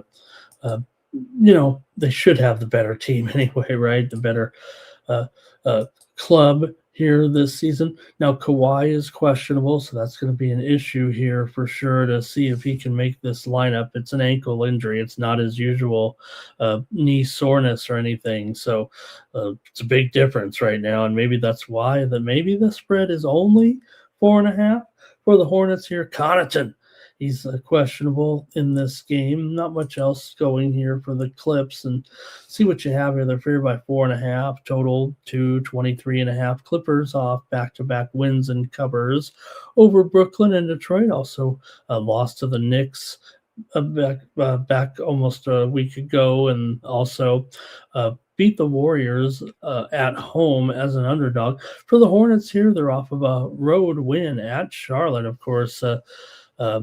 At Utah, of course, that 150-95 game a couple of nights ago now, and a great performance by Charlotte. They did lose to Indiana and Toronto before that, but again, Charlotte 23-16 ATS, and real good numbers overall this season against the spread. Now they have gone 0-10 in their last 10 games against the Clippers, and just gone 5-10 against Charlotte. I remember one of my most uh, memories that I have of going to an NBA game. I got some floor seats right behind the basket, and this had to be about 20, no, probably 25 years ago, maybe 23. And Baron Davis just lit up the Clippers one night. I mean, haven't been to, maybe just I won't say a handful, probably 50 or 60 NBA games in my life, but this one stood out because Baron Davis. Not only we had some great seats there. This was back at the LA Sports Arena, so that's how long it was ago. But to see Baron Davis, how great he was, and of course, being just coming into LA as a Charlotte Hornet and lighting up the Clippers, man, it just stands out in my mind as something I'll always remember. Let's go to the chat, see what you have in this one with the Hornets taking on the Clippers tonight. My Clippers. All right, here we go. Clippers money line for Mr. Weskers. Also, Andre says Clippers money line and under. Timmy here says the Hornets will shock him, or they shock him. Could be an over here in this one, maybe. I don't know about that. Like I said, when you read off some of these numbers here, it does feel like an under with these two teams. Charlotte's 11-21 to the under as an underdog this season. Now the Clippers have gone over in 5 of their last 7 meetings with Charlotte. All right. And Timmy thinks we're in for a long night of 3-point shooting. Right, Mr. Weskers? Baron Davis, he could fill it up, no doubt. All right, Greg says, watch that injury report. Yeah, I'm probably going to have to wait on the injury report here, actually, I think, in this game. So I'm going to go ahead and take the under in this one. Clippers been such a solid under here right now. They are just 8-10 to the under as a home favorite, but I'll go ahead and take the Clippers here in this one. On night moves, we had 3 unders in 6 games there. All right, it's going to do it here for the NBA. Let's go now to a little bit of college ball here. Not too much. Not going to look too many games here on our Monday slate. We're basically dealing with small conference mid-majors here tonight, and let's get started.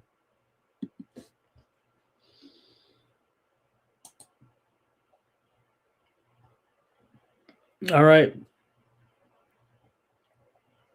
College basketball on Monday night here with Navy and American.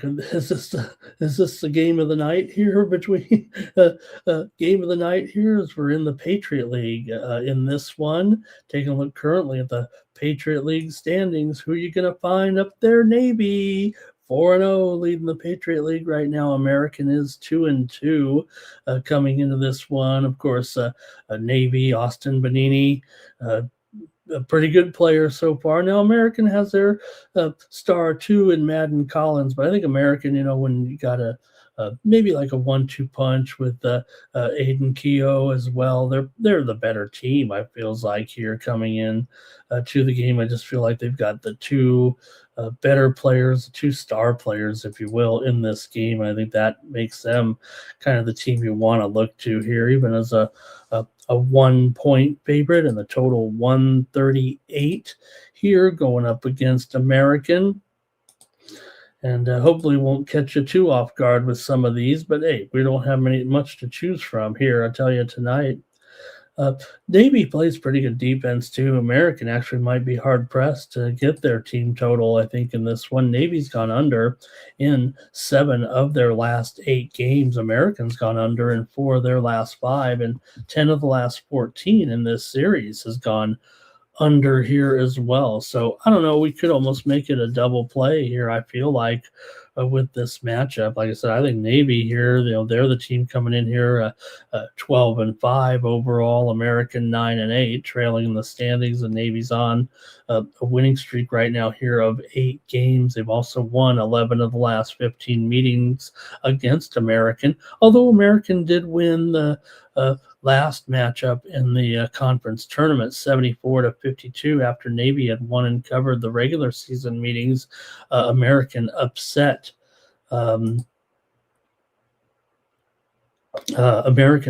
Navy last year in that conference tournament game, 74-52 there. So see what you got though here in this one. If you want to talk about revenge, that could be revenge. That actually could be some good revenge. But Navy, they're pretty hardcore with their group that they play in there. Not a lot of depth on this team, that's for sure. You got pretty much just 6 or 7 guys in there for sure for Navy, but that's just how it rolls. Let's go to the chat though here in this one. Navy not the best offensive team in the world, so maybe we could take the total. Let me see if you guys have a play with me here. Mr. Tony loves American U, and I always was enamored with American U as a kid when I was doing my own college basketball. Even before I was betting, I was tracking college basketball. Really loved it and didn't even understand betting as a kid, but I was always enamored with American U just because of their, the dynamics of their university. Okay, here we go. Greg likes American to win this one. Timmy likes American at home, and Greg there says American and the under. Timmy says he likes Navy, but on the road can be tough. Yeah, tough when you're going in to Washington, D.C. for a game like this. And Greg says probably be a pick 'em here by game time.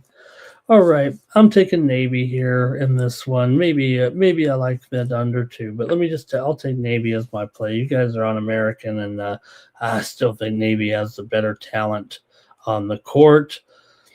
All right. Also, we'll mention Navy so far. I mentioned there are a string of unders here right now, but also 2-9 to the under as a favorite. If they go off a favorite, like I said, Greg said we pick them by game time. American is 6-2 to the over at home, but Navy's 4-11 to the under overall. And 2 of the 3 meetings last year did go under. All right. Well, look, I thought I'd have DeAndre here tonight, so I said, let's preview New Orleans and Southeast Louisiana. Well, let's do it anyways. Here tonight with Southeast Louisiana here at home, favored by 2.5. And the total here in this one is 142.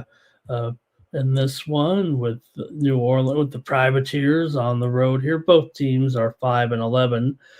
Coming in, but not only do we not have a big time schedule here, but you could also look at the standings in the Southland Conference, and even if you want to make fun of this matchup here, it's an even matchup anyway. New Orleans comes in 3-4 in conference play. Southeast Louisiana 2-5, but they are at home. Of course, the Southland is home to some other teams here that will be playing on Monday. And look, there's some other matchups here on this card, but I decided to look at some other games. There's a big one in this conference here, but might be saving it for a little premium. I didn't want to go too much into it, but the big game in the Southland Conference is going down here on Monday night between Nichols and McNeese. It's the game of the year. But if you guys want to comment on it, maybe, but might be saving it for a premium. But let me know what you guys have here right now in this one with New Orleans, Southeast Louisiana here. New Orleans, like I said, both teams come in here 5-11 right now. New Orleans 1-3 ATS New Orleans 4-8 against the spread on the road. It's actually showing here I guess Navy has actually moved to the favorite. Like I said, I typed these during the football game. Let me put the favoritism on the right team here. New Orleans is a 1.5 point favorite, 142.5. How about that shift in the line?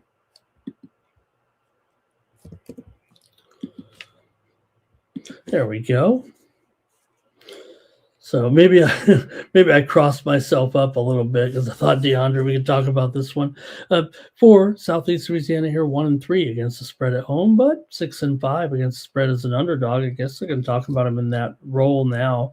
Southeast Louisiana is 3-8 to the under as an underdog. Now New Orleans has been going over here of late, for sure. They've gone over in 8 of their last 10 coming into this one. However, see what you got with these two. New Orleans on the road here. Like I said, I'm going to try to make sure we preview somewhere along the line this season. Try to get every team in the preview at least once or twice. See how it's going with those teams. But like I said, this is a pretty big shift here right now in this line. And let's see what you got here, and we'll cover some of the matchup here. Man, I can't believe we got some comments here on this one with you guys. And Timmy liking New Orleans here, it looks like. And yeah, it's a Degenerate Monday. And Greg says he's got New Orleans winning. He's got maybe New Orleans right there. Timmy also there. All right. Yeah. For me, I'm going to take Southeast Louisiana at home in this one. They're getting 1.5 now. I actually thought they were going to be favored, and I was going to kind of talk about how I liked them to win, and it'd still be tough to cover, but I'd prefer them. But now I can't believe that shift to 1.5. Again, New Orleans has been very, very rugged here against the spread, and now that they're a favorite, they're 1-3 against the spread as a favorite. And covering just 3 out of their last 10 games overall, coming in off of a loss to Nichols, 90-77. They were favored over. New Orleans was favored over Nichols in that game, believe it or not. So I got some. I got some problems with that. They did beat East Texas A&M prior to that, but have losses to Northwestern State and to Corpus Christi. Meanwhile, Southeast Louisiana beat Lamar at home 60-52 as a 1.5 point dog. They did cover against McNeese, lost by just 12, and they were getting 16.5 in that one. So go ahead and give me Southeast Louisiana here in this one.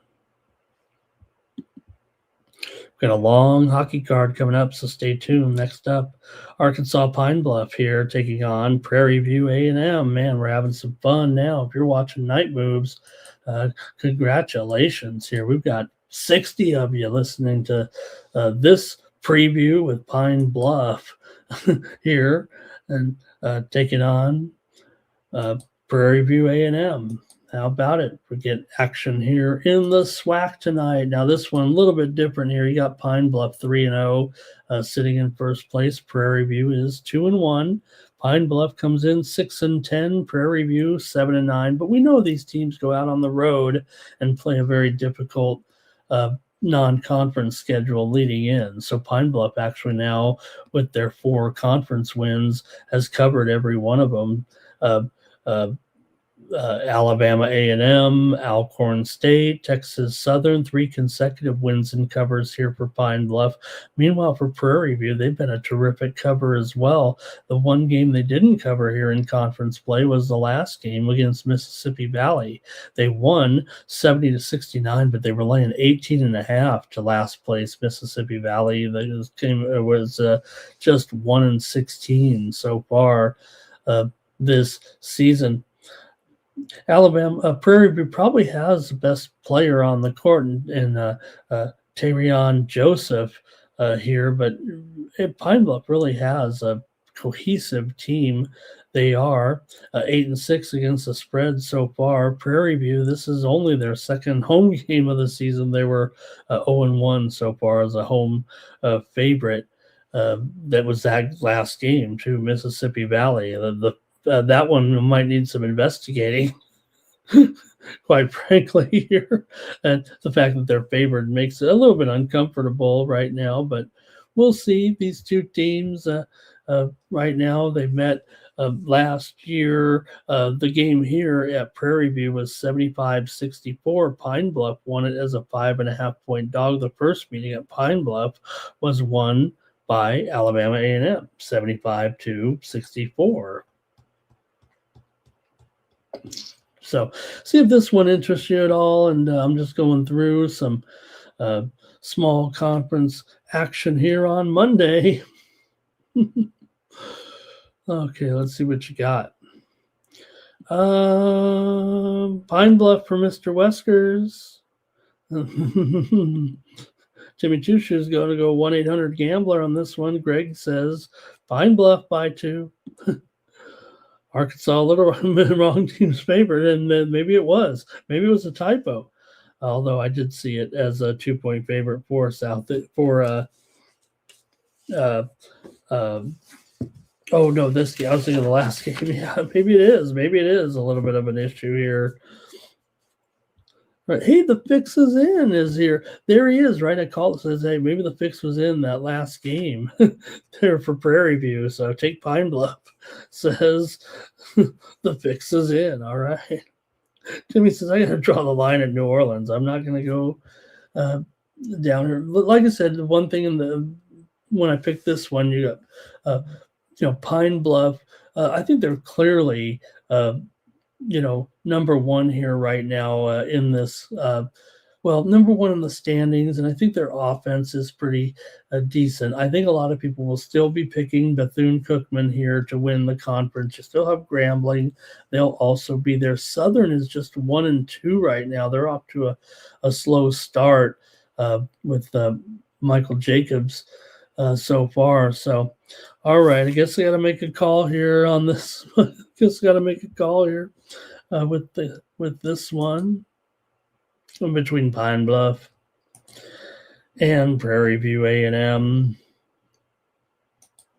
All right, and for me here with these two, I got to take here. I think for me, looking at it, you talk about Prairie View so far. They didn't look too good in that first home game. To me, Pine Bluff has a little bit better offense. I'm going to take Pine Bluff plus 3 points tonight here in this one. All right, and let's see what else. Let's see if we got some other great action here. I got one more. I got one more. This is one a little better, guys, with the Rio Grande Valley taking on Northwestern State. Got to check in with these guys. Here in this one, as we go to Rio Grande Valley on the road. Here we go to the more Southland action here. And Rio Grande Valley comes in 2-5. Northwestern State comes in here right now with a record of 3-4.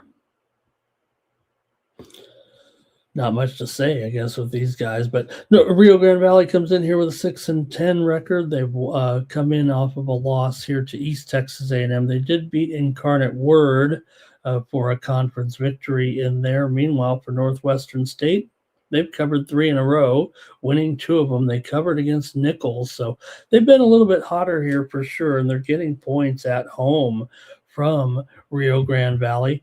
The two teams met once last year. Northwestern State got the win 79-63 as a 1.5-point favorite here at home. So far, Northwestern State 8-6 ATS overall.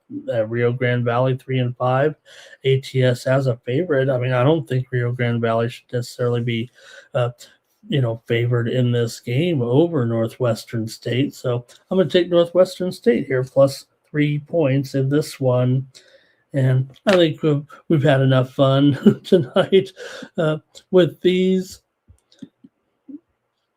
And let's see, Mr. Western's on Northwestern State. We better go to hockey here right now. Like I said, I might be saving the big game. There is clearly one big game tomorrow.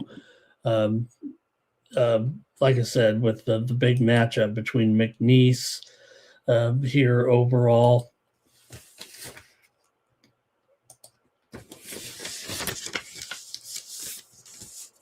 with Nichols and McNeese. The only thing I will say though about the game, so I think Nichols and McNeese, one of the other factors in the game why I didn't preview it though, it is a top game there uh, in the league tomorrow in the Southland, but it is a 14-point spread as well. So just note that the big game of the day, it's kind of the precursor. They will play again to end the season, but it's the top two teams in the Southland between Nichols and McNeese State tomorrow. All right, let's go to the hockey here right now. We got a nice card here, 9 games. We had some winners here on the card yesterday for sure. Let's get to it. Got 60 of you in here right now. We might as well talk a little NHL.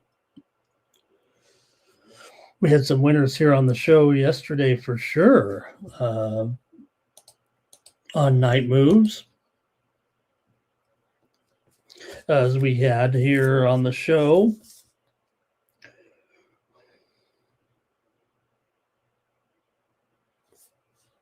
what did we have here on the show? Oh, we had well, I'll tell you one win we had was Vegas and San Jose. I did talk up San Jose a little bit there yesterday, but Vegas really took it to them 7-2. Really crushed them there, actually.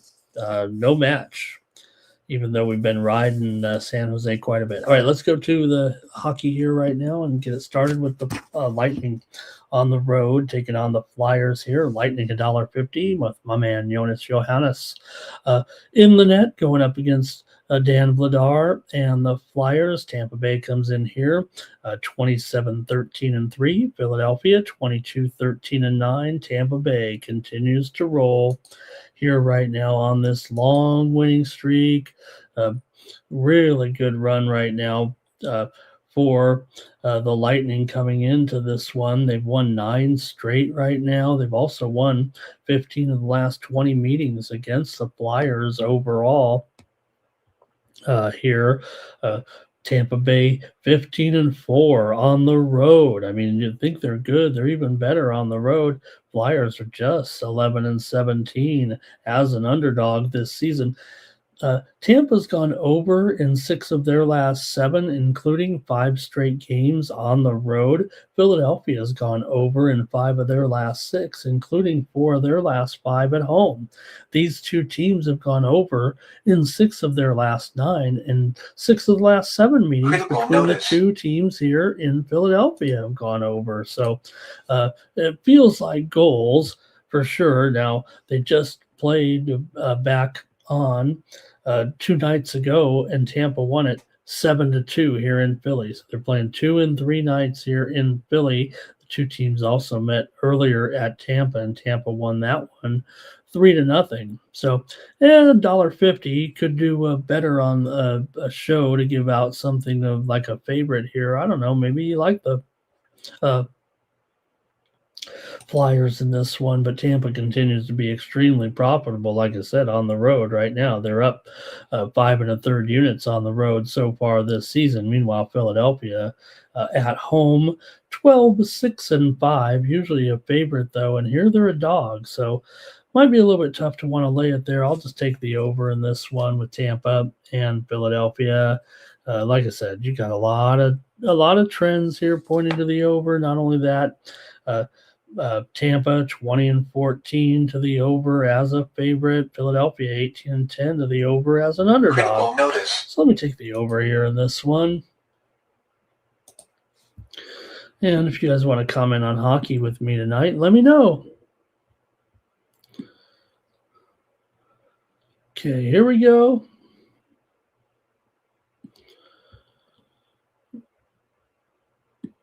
And right now we got, let's see, Greg here says Tampa keeps rolling, makes it 4-3. Timothy Hawk, hey, it's hockey segment. Timothy Hawk is going to make it here. He's waiting for the hockey segment to start. And let's see. And Timmy will agree with me on the over here. Let's take it over here in this one with Tampa Bay and Philadelphia to start it off here on our hockey segment. Hurricanes on the road, taking on the Red Wings here. Another road favorite, Brandon Bussi in goal here. Carolina winners of 4 straight. They're 14-3 coming in. Detroit's won 3 in a row right now. They're 27-15-4. Detroit with consecutive wins here over Ottawa, Vancouver, and Montreal. Carolina, meanwhile, has wins here over New Jersey, Dallas, Anaheim, and Seattle. Good matchup here tonight in this one. You got a Detroit team here obviously clicking right now. They've won 8 of their last 11. Carolina's won 4 of their last 5. And Carolina's won 7 of the last 8 meetings between these two teams coming in. I mean, Carolina here won the first matchup of the season 5-2 at home back on December 27th. Detroit still 15-8 at home though so far this season. Carolina though 12-6 on the road so far. So look, Carolina kind of owns this series a little bit. 4 of the last 5 meetings between the teams have gone under, and 8 of the last 11 games overall have gone under. Detroit's gone under in 7 of their last 8 at home. Carolina has gone over, however, in 8 of their last 12, but they're still 8-12 to the under on the road. So take Carolina here in this one, but I think this is going to be a close game, maybe low scoring here. Bussy, obviously, with his record right now, this guy's been one of the hottest goalies here in the league so far this season. He's been dynamite. You got Cam Talbot in here for Detroit, not a terrible option necessarily right now, but man, you got this Carolina team, a top 5 team in scoring here for sure so far this season.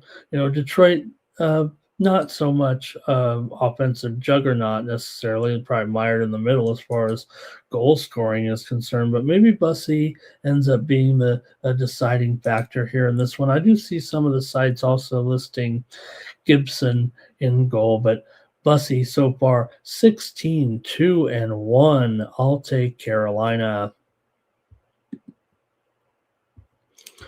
All right, Jarvis ATD. Timothy, though, liking the Red Wings with a little plus money. Why not? And Greg liking Detroit here as well. Timmy says, it might be tough to get over with these guys right now, the way this series is going, the way this matchup's coming in.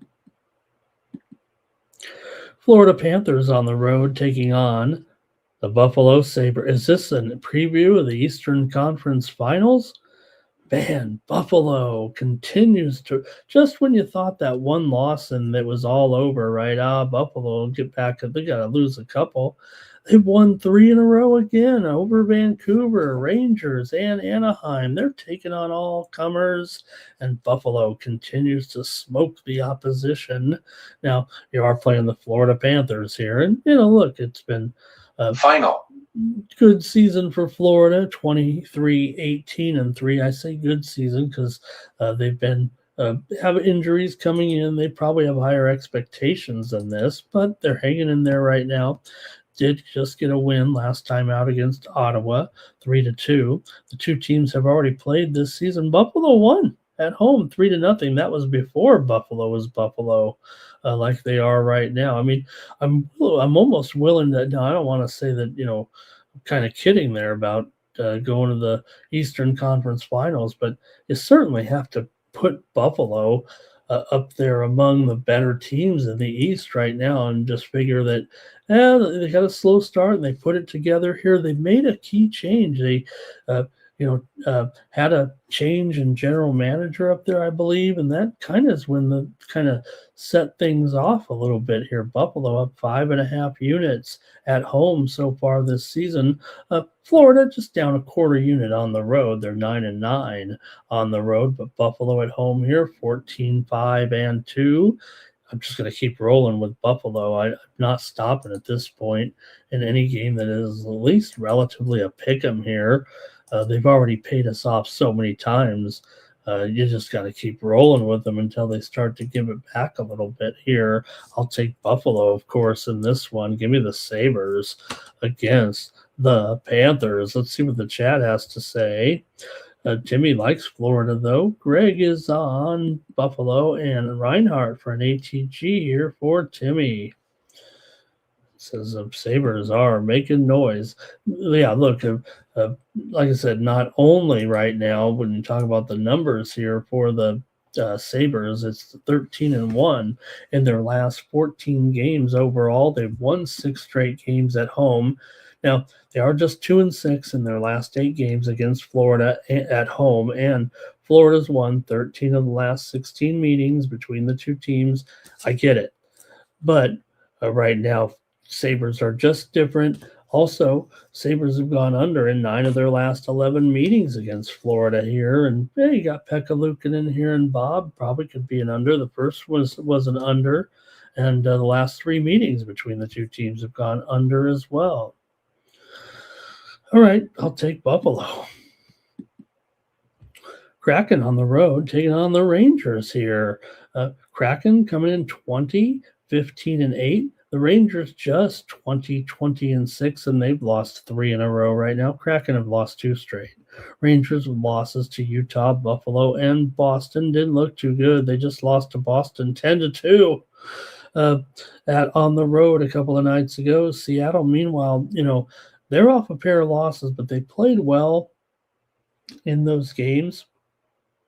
They lost to Minnesota 3-2 in overtime and then lost to Carolina on the road last time out. So second game of the road trip here, heading up to take on the Rangers. But Seattle just playing too well right now and, pretty fond of playing against the Rangers at home. We know that. We've been doing that. The Rangers are down 11.5 units so far at home this season. Seattle's actually up about 2 2/3 units on the road here. And you're getting Seattle as an underdog. I think it's kind of a no-brainer. But you could look to the total. I mean, if you took 2 teams and want to match up any 2 teams in the league, you might go to the under every time with these two.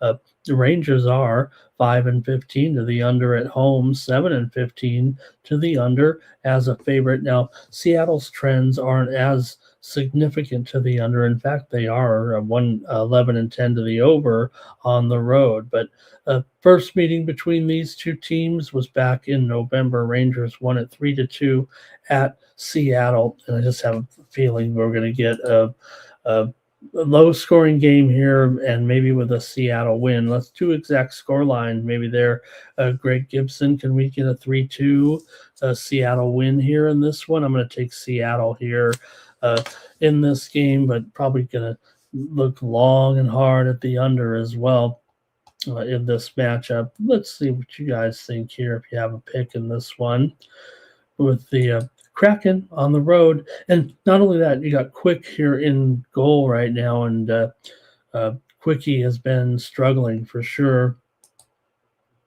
I think we might have at least some of the numbers here for Quick. 3, 8, and 2 overall. I think he's. You know what? I was watching Vegas Al earlier, and he was talking about Quick's losing streak right now, or woes anyway. I think he said 8 straight losses, or is it 7-1, something like that for Quick right now. So not only that, Quickie is struggling here, the veteran, and that's because Igor's out. Remember, Shesterkin is out right now, and Quick is being pressed into a little bit extra duty here. So I think I got to take Seattle here in this one. And Greg's going to take him as well. And Jimmy says Kraken's just better right now. Rangers are a mess full of holes. And that was a problem, right? Like I said, with Igor out, look, maybe Igor hasn't been putting up his best numbers, but you're always going to trust him to give you a chance in goal every night, right? Look, the Rangers have a pretty good defense. Seattle's offense is not that good. That's why, the under is probably the better solid shot here, it feels like. But I'll take Seattle, but under might be a premium in this game. Watch out. Timothy's got it already. Look, he says go under in this one. And Greg says, the Rangers don't win at home. And Andre says, Kraken money line because of the Rangers. Hey, want to say hello to Matt Peruti joining us in the chat. Thank you. And thank you to Clark Kent asking some very personal questions in there. uh, and the funny thing is, in the StreamYard now, it shows you when it's a question. But all right, and hey, how about Zabinajad always hanging out in front of the goal, trying to be a goal vulture? Let's go to the next one here. Canucks on the road, taking on the Canadians here in this one, an all Canuck matchup. Vancouver comes in 16, 23, and 5. Montreal 25, 14, and 6. Montreal did lose last time out, but man, they've been doing well.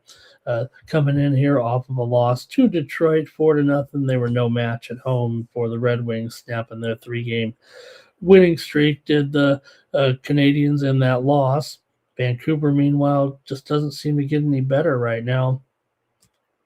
They're getting blown out every time, and they're on their 4th consecutive road game. They've been outscored on this 3-game road trip so far, 15-4. Buffalo, Detroit, and Toronto here right now. Vancouver just 12-21 as an underdog. Coming into this game. I mean, you can't like their chances at all here. They've lost 6 in a row for their last 5 on the road. Montreal's won 5 of their last 7. Coming into this one, 7 of the last 8 meetings between these two teams have gone over. And I think if you look at so far, I mean, these two teams are combined 52-37 to the over. Although Montreal has a favorite, just 9-11 to the under, and Vancouver goes over at home much more frequently than they do on the road. But I'll take the over here in this one. Probably look to Montreal here, maybe even on the puck line. That's how bad it's been right now, that even in this world of these one-goal games, it might be hard to want to get behind the Canucks here. They are 18-15 as a puck line dog, but you actually look for a better record than that when you're talking about a puck line dog, right? Like I said, I want my puck line dogs to be hitting at least 67%.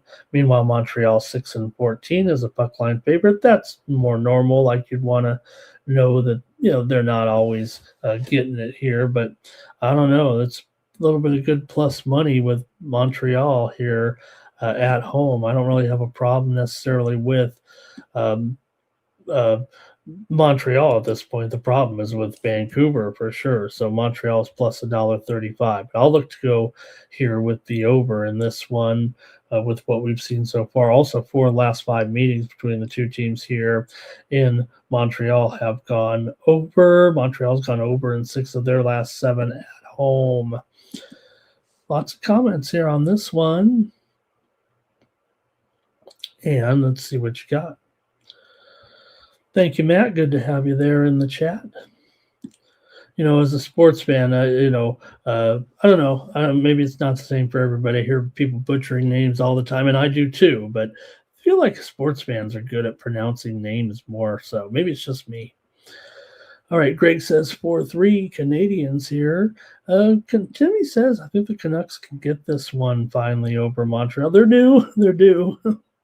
Mr. Westers likes the Canucks as well.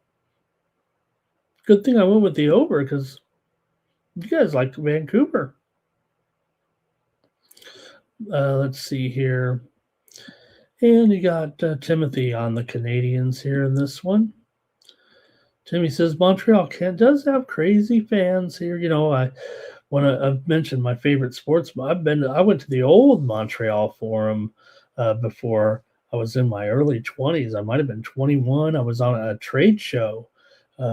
Worked in computer software. I know I talk about a lot of jobs on these shows that I've been doing, but did like setting up trade shows for a software company, and at the time got to go all over and went to a lot of games in different cities. I just remember going to the old Montreal Forum, and I thought I was in a mecca, and then they left that place, and they probably should have. Andre here liking the Canucks.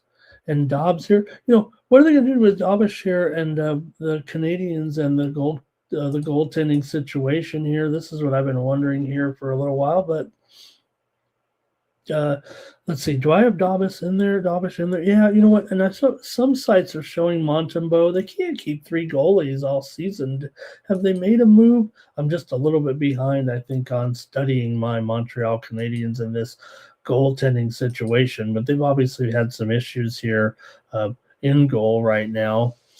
But Vancouver Demko actually has hit the injured list here within the last 48 hours this weekend. So Demko's out right now to be more Lankinen here currently. So, all right. That might be it for that one, and I'll take the over here. Let's go next up for a good game here with the Devils taking on the Wild in this one. You got the Devils 22, 21, and 2. They should be better, actually, shouldn't they? Minnesota 26, 11, and 9 coming into this one. The Devils have lost 4 straight all of a sudden with losses to Carolina, the Islanders, Pittsburgh, and Winnipeg. Thought they played pretty okay in that Winnipeg game, and they lost 4-3 last time out. Minnesota 13-4 at home right now. They've been very, very strong. You got the Wall of St. Paul likely in there for this one. Minnesota 9-17 to the under as a favorite, but New Jersey's 12-6 to the over as an underdog. So let's see here. This one's a little bit tougher here with actually Markstrom's already confirmed in goal. Let me correct this here. There we go. Markstrom will be in there in goal here. He's coming off that embarrassing. I think he was in that game. Let me look here real quick. Yeah, he was in goal in that embarrassing 9-0 loss to the Islanders, and they didn't even take him out. They just said you gotta stay in there right now. So look, he's having one of his worst seasons here right now with a 3.48 goals against and an 87.8 save percentage. He's 10-10-1 here so far, but look, he was actually doing pretty well there for a while before that.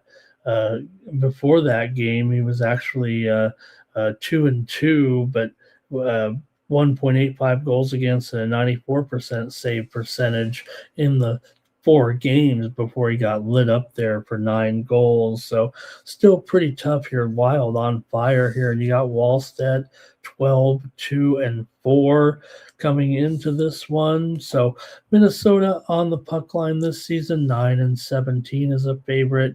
New Jersey 12-6 is a favorite. So like I said, you're always looking for that 67-33 guideline when you're looking at the puck line for the most part to try to find some kind of profitability here. I don't know if there's any value in this one, but I just think the Wild might be in a good position to light them up here in this one. Let's see what you got here. New Jersey's lost 8 of their last 10 overall, but they have won the last 5 meetings with Minnesota. New Jersey just 1-5 in their last 6 games straight up on the road. Minnesota's actually lost 4 of their last 6 games. Losses to the Islanders, they lost to the Kings twice, but like I said, they've still done pretty well at home.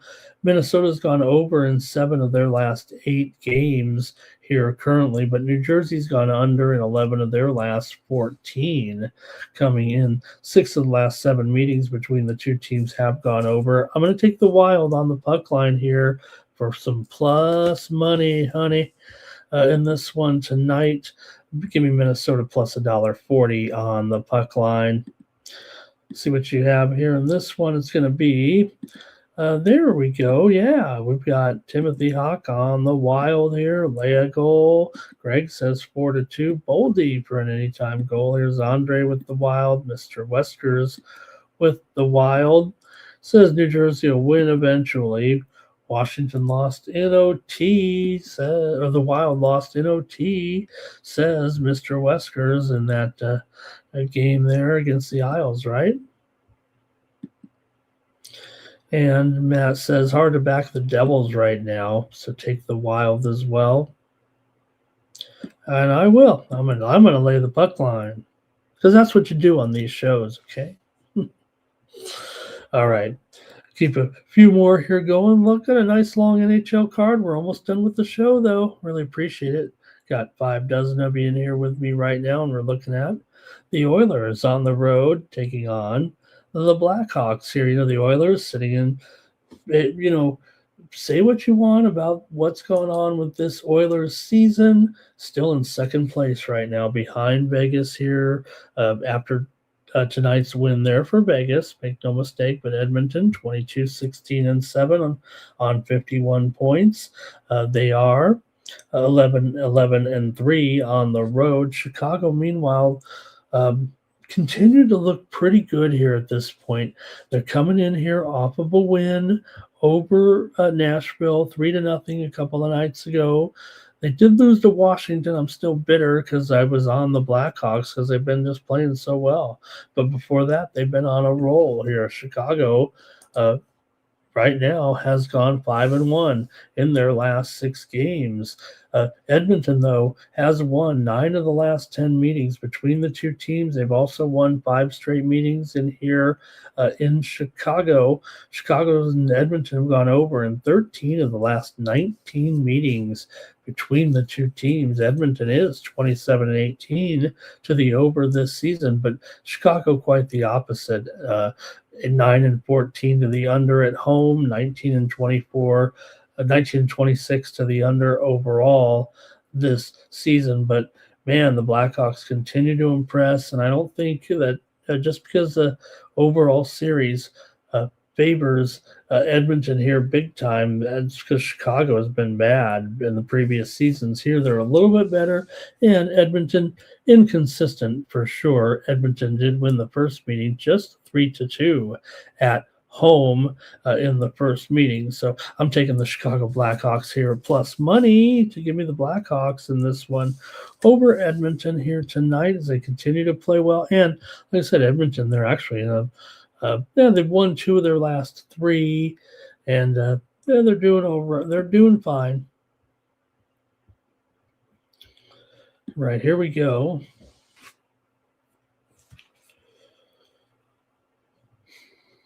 Okay, Timmy Two Shoes likes McDavid to score. Greg is on Chicago. Andre says, give me the Blackhawks. Timothy's going to take the Oil here on the road minus a goal. And let's see, Timmy says, McDavid has the McDavid tax on him, and that makes it a little bit tougher to play him. And Timmy says, Edmonton just got too many guys compared here to the, and like I said, they've owned this series over the Blackhawks for sure, but all right. Let's move on here. We're down to the last couple of games here on Monday night. Hey, let's look at the Maple Leafs on the road taking on the Avalanche here in this one with the Leafs here. A big underdog, of course, to the great Avalanche. Continue to roll here right now, coming off on yet another win at home against Columbus, 4-0. Toronto, meanwhile, has won 3 straight wins over Florida, Philadelphia, and Vancouver. Impressive. Toronto's been on a little bit of a roll here of late. Nothing like the Avalanche, though. Colorado's actually won 10 straight now at home, 12 of their last 14 overall. Toronto's won 5 of their last 6, but just 1-5 in their last 6 games on the road straight up. Colorado and Toronto have gone over in 14 straight games when they've met in Colorado. That's 14 straight overs when these two teams have met in Colorado, 9 of the last 12 meetings overall. Toronto has gone under in 5 of their last 7. These are not over teams by any stretch this season. Toronto 7-11 to the under as an underdog so far this season. Colorado 19-25 to the under overall. But these two teams only meet twice a year, so that's a 7-year sample size, but it's gone over in every game in the last 7 years. Give me the over in this one with Toronto and the Avs. I will mention that the first meeting was just 2-1, although that one was at Toronto. Toronto got the win at home. The last meeting, I should say. The two teams have not met yet this season, but the last meeting at Toronto was 2-1. The Colorado game last year, 7-4. Colorado won at home, and the year before that it was 4-3 Tampa Bay at Colorado. Okay, let's see what you got here in this one. And it's going to be 4-3 Colorado. Timothy Hawk says, take the Leafs plus a goal and a half. And Lehkonen, anytime goal. And the Avs team total over for Timmy Choo-Choo.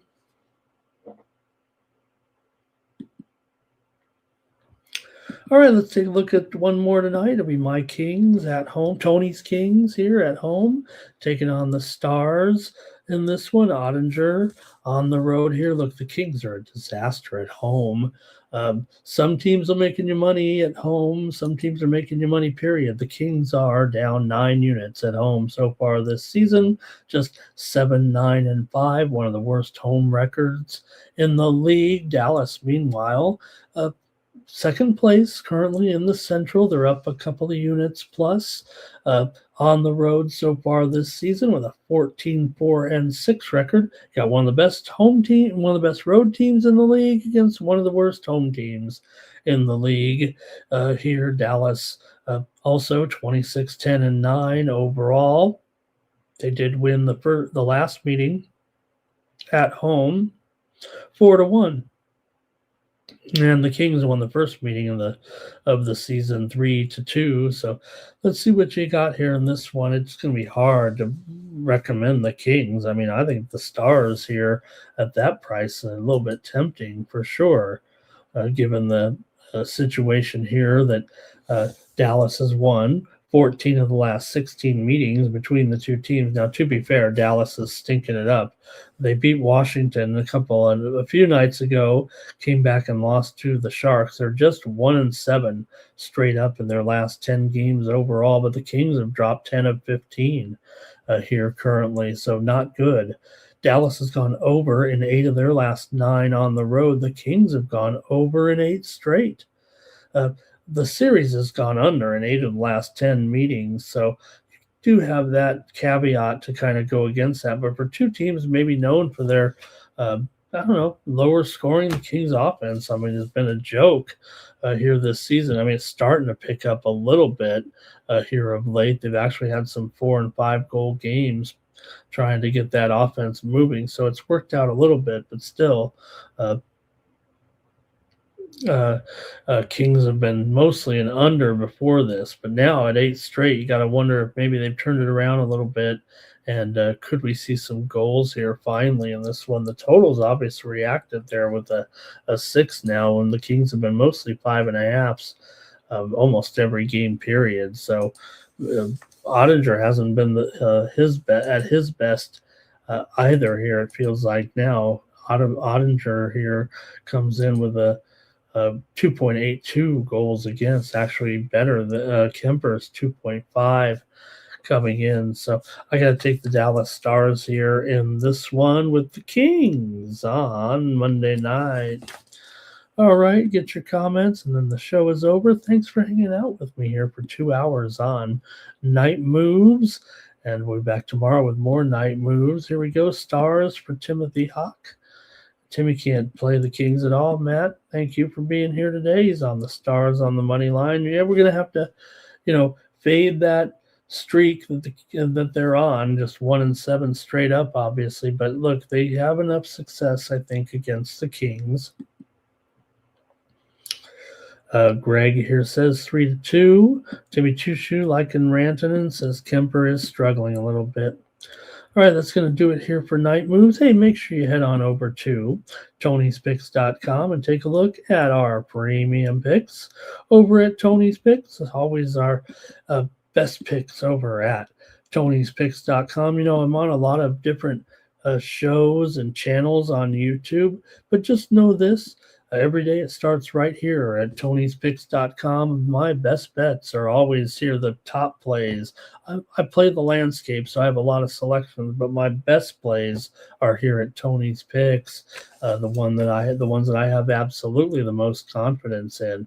So check me out over here subscribe to the weekly All Sports Pass. Let's ride all the way through. I'm hot in the NFL right now. Take a look at some of my records here. So we get rolling here right now, and there we go in the NFL here. Let's see what we got. NFL last 7 days, 4-1 right now coming in. NBA 4-1 as well. Won a college football play, won a soccer play here, so having a pretty good run. There's my 2-1 record there. Also, college football 13-5 here. We have just obviously one game left, but can't wait for that next Monday night. Not tonight, but next Monday night for the national championship game. So check me out over here at Tony's Picks. We're going to get it rolling. We'll see a good start here, NFL, NBA as well. So use the promo code TonyT at checkout. Save 15%. Check out all the handicappers at Tony's Picks. A lot of those single-day packages have the capper guarantee. You must show a prop or you'll get credits back to your Tony's account. Picking winners is tough. We're trying to, no one's 100%. In fact, we're trying to beat, usually you say 52.38% is a break-even price on a minus 110 line. Well, you know what? Here at Tony's Picks, I got to be a little better than that. Or have, charge for the picks, for the research. So when I look at it, I've got to hit 56.5% on a minus 110 to get you profitable. So that's what I work on here, and that's why it's important for me to offer these discounts when you use the promo code TonyT at checkout and subscribe on those single-day packages, but also check out those other packages as well, the long-term packages. This is where you're going to have the most success here with me. Check out all the cappers over at Tony's Picks. Look at them all. All right, it's going to do it here for the show. We'll be back tomorrow with more Night Moves for the Tony's Picks YouTube channel. I'm Ramon Scott. So long from Night Moves.